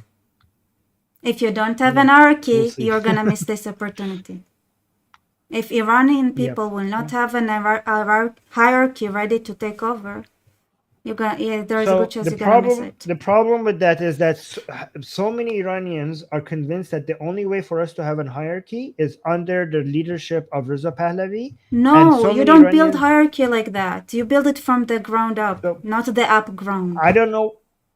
I don't know what the solution is, but You have to there are have both many Iranians. directions, Yes, to be but honest. there's a huge disagreement right now among Iranians on this. There are many See, Iranians that yeah, I think told that you, their own. don't. You're focusing on nothing, on nothing. Okay, That okay, this is okay, wrong. okay. I Not see. you, not you. I'm Don't just focus saying on the division. whole Iranian people, like Iranians, if you're listening, you Mm. if you are arguing on the wrong points, you're gonna get nothing. You know who makes that point that you're making? Reza Pahlavi makes that point himself. Reza Pahlavi is like, stop having these discussions right now. He is the one like, we don't. It doesn't matter. Like, that should be a different discussion. So Reza Pahlavi himself makes the point that you're making many many times. So anyway, we'll see. I mean, at the end of the day, here's what I think: we can't control the future. I think everybody should just focus on what they can do as an individual, right? I Yeah, mean, we cannot say, "Oh, the society should do this, the society should do that." Like, people are going to do what they're going to do, and that's beyond every like individual's control. yeah, I like I will my just do yeah. the maximum. Yeah, go on. I could My do my responsibility. recommendation: village level, municipality level, neighborhood level.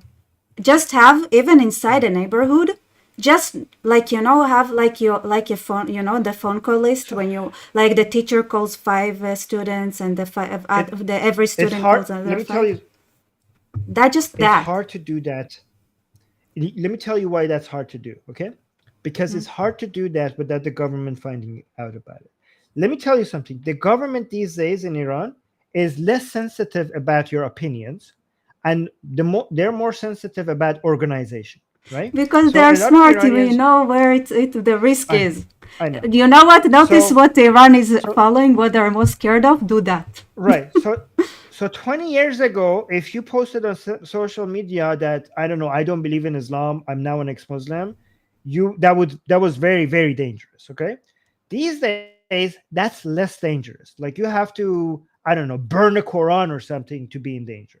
If you're telling people that, okay, oh, I'm not a Muslim, there's so many people in Iran that are anti-Islam that you're, I'm not saying you're going to be fine, but I mean, there's always a risk, but the Yeah. chances of you getting in trouble is so much less than before. These days in Iran, because there's just too many, like, the government cannot come after everybody, right? These days in Iran, the people who get in trouble are the people who are communicating on social media regarding organizing. That will get you disappeared like that. They I'm will come sorry. for you, right? You And have to that's why use so many. old technology Yeah, now. Old technology. Paper right. and pen. Yeah, like Hamas did Yes, it for works. October 7th. By the Yeah, way, if there yeah, is I know. somebody you Mhm. should talk to, is Musab Hassan Yusuf. So you can ring out all the ways that they managed to communicate and build up an hierarchy between themselves. Right. But Like, here's another thing. Once they find one of the people with, I have experience with this because I've talked to people who are the thing that you're asking people to do. I have talked to people who are trying to do this inside Iraq, right? And mm-hmm. this is what the regime does. They just have to find one of you. Okay? If they find one of you, they will find the rest of you because they have mastered the art of making Torture. you question everything. They Oh. will psychologically, they will take you and they will say and threaten you with things that you will become a different person. This is why so many people commit Mm. suicide after their release. I don't know what they tell them or what they do to them, but so many people, strong people, after they were released from integration, they committed suicide. And Right, I you don't know know why what they Hamas told to managed them. to do what they did? Why? Because they were Because willing of, to yeah. die. Okay, but And you just I'm take care, talking about if you are the people who are problem, anti. that you take care of Yeah, yourself before you get caught.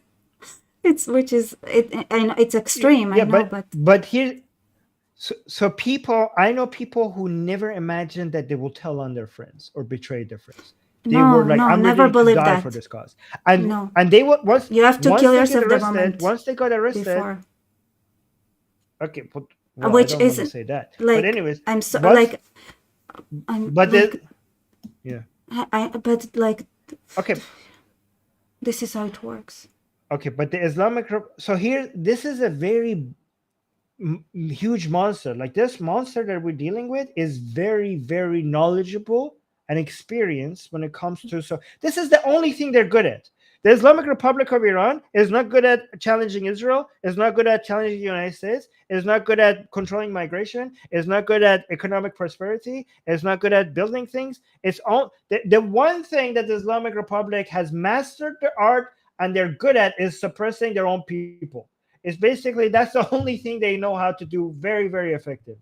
And they're, I don't know, yeah, it's difficult. And it's the It's a amazing thing very is challenging enemy. the amazing thing is that more technology means that you can do it now so much more effectively than you could ever do it before. They Like also have the so they have Soviets they had have they like have spy they have the people. Soviets Let didn't me have tell the you something. technology people have now. Whatever technology they use, okay, the Islamic Republic have people that spend their entire lives acting like they're anti-regime, right? To be Yeah, able they to do it outside infiltrate of these the groups. regime too. They have the Islamic like, within these groups that you're letting in people, you could swear, like, you would allow in people that they swear at Muhammad, they burn the Quran, they insult the imams, and their entire history. You will trust everything with them. You think that this person is more trustworthy than your own brother, right? And you will let Right. them in this group, and you have no idea that this is the very same person that is basically giving every single one of your information to the regime. So the regime has these people sometimes within these groups. It's a very difficult. Like, I know it's a lot of people are criticizing the Iranian people for why they didn't do this, why they didn't do that, but they don't understand the enemy that they're dealing with. This is a very challenging. I mean, it's weak and pathetic in so many ways, and in You so know what's many other also the ways, they have problem managed is to become. Hmm. Yeah. the use of false flags. Like you also need, Yes. like, as Yeah. a people, learn to use false flags without getting divided among themselves. Like purposefully.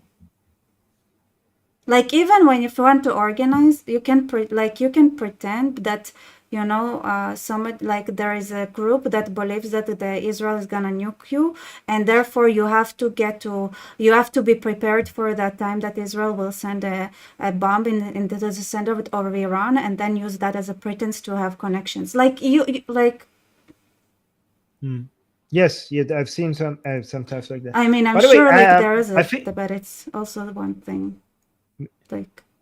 I think we should make the video not longer because I want to make sure people actually watch this if it gets too long. However, True, can I true. mention my channel if people want to come? Yes. If people want to, okay, so okay, guys, if you want to see more of takes on the Islamic Republic, Iranians to choose Islam, a lot of Islam, especially Islam in Europe and North America, the spread of Islam in around the world, and also I talk about Israel a lot on my channel.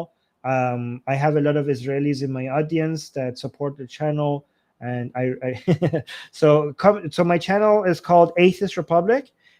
Sometimes, like, me and Susanna are I the think I hosts tagged there. you on Susanna that was. in the title, didn't I? Oh, you did? Oh, yes, you Yeah. did. Oh, guys, yeah, the channel is tagged. Thank you so much. I'm going to No, of share this course. video on my channel and the community tab on my channel as well. So some people come from my channel to this channel. So yes, the J- channel is called Atheist Republic. So check it out. Yeah, go on. No, I just wanted to say that I never go that long. Like, if somebody drags me beyond 2 hours, I start complaining and crying to the point where it's like, Oh, are you sure you're supposed to be a professional host? And I'm like, let me go. But like with you, I can go. I can keep going. no, I can go on too. The reason No, it's just like, I think no, this we is should, the like, I think reason we why. should, yeah, Yes. wrap it up, No, but I it's think this fascinating. video has become. I think the question that you're asked were very made this stream a very good reference. I think I've never done a show on Iran that covers all the topics that you brought up. So I'm really interested. I really want more people to see this show. So I think that's why I wanted to make sure that the length is enough for more people to watch it. This is a very good reference video for the politics in Iran. Like, we covered a whole bunch of topics. By the way, Yeah, no, people in the that's live chat, fascinating. were you guys happy with the topics that we covered here? Are you guys? I see some of the people from Atheist Republic are here as well. Hi guys. So this is good. Also, if people want to contact me, my DMs on Twitter or X are open. Yeah. But Yes, yeah, perfect. this is you did a good job. You asked me really good questions. Like, I many times I get invited somewhere, they don't know what to ask. Like, they're not informed enough to be able to ask questions that gets to the heart of the problem, right? And I but this was good. This was really good. Yeah, You're a good that's host. thank you. No, but you are knowledgeable enough for me to ask you those questions, which is Oh, thank you. yeah. I Well, appreciate thank you that. everybody for being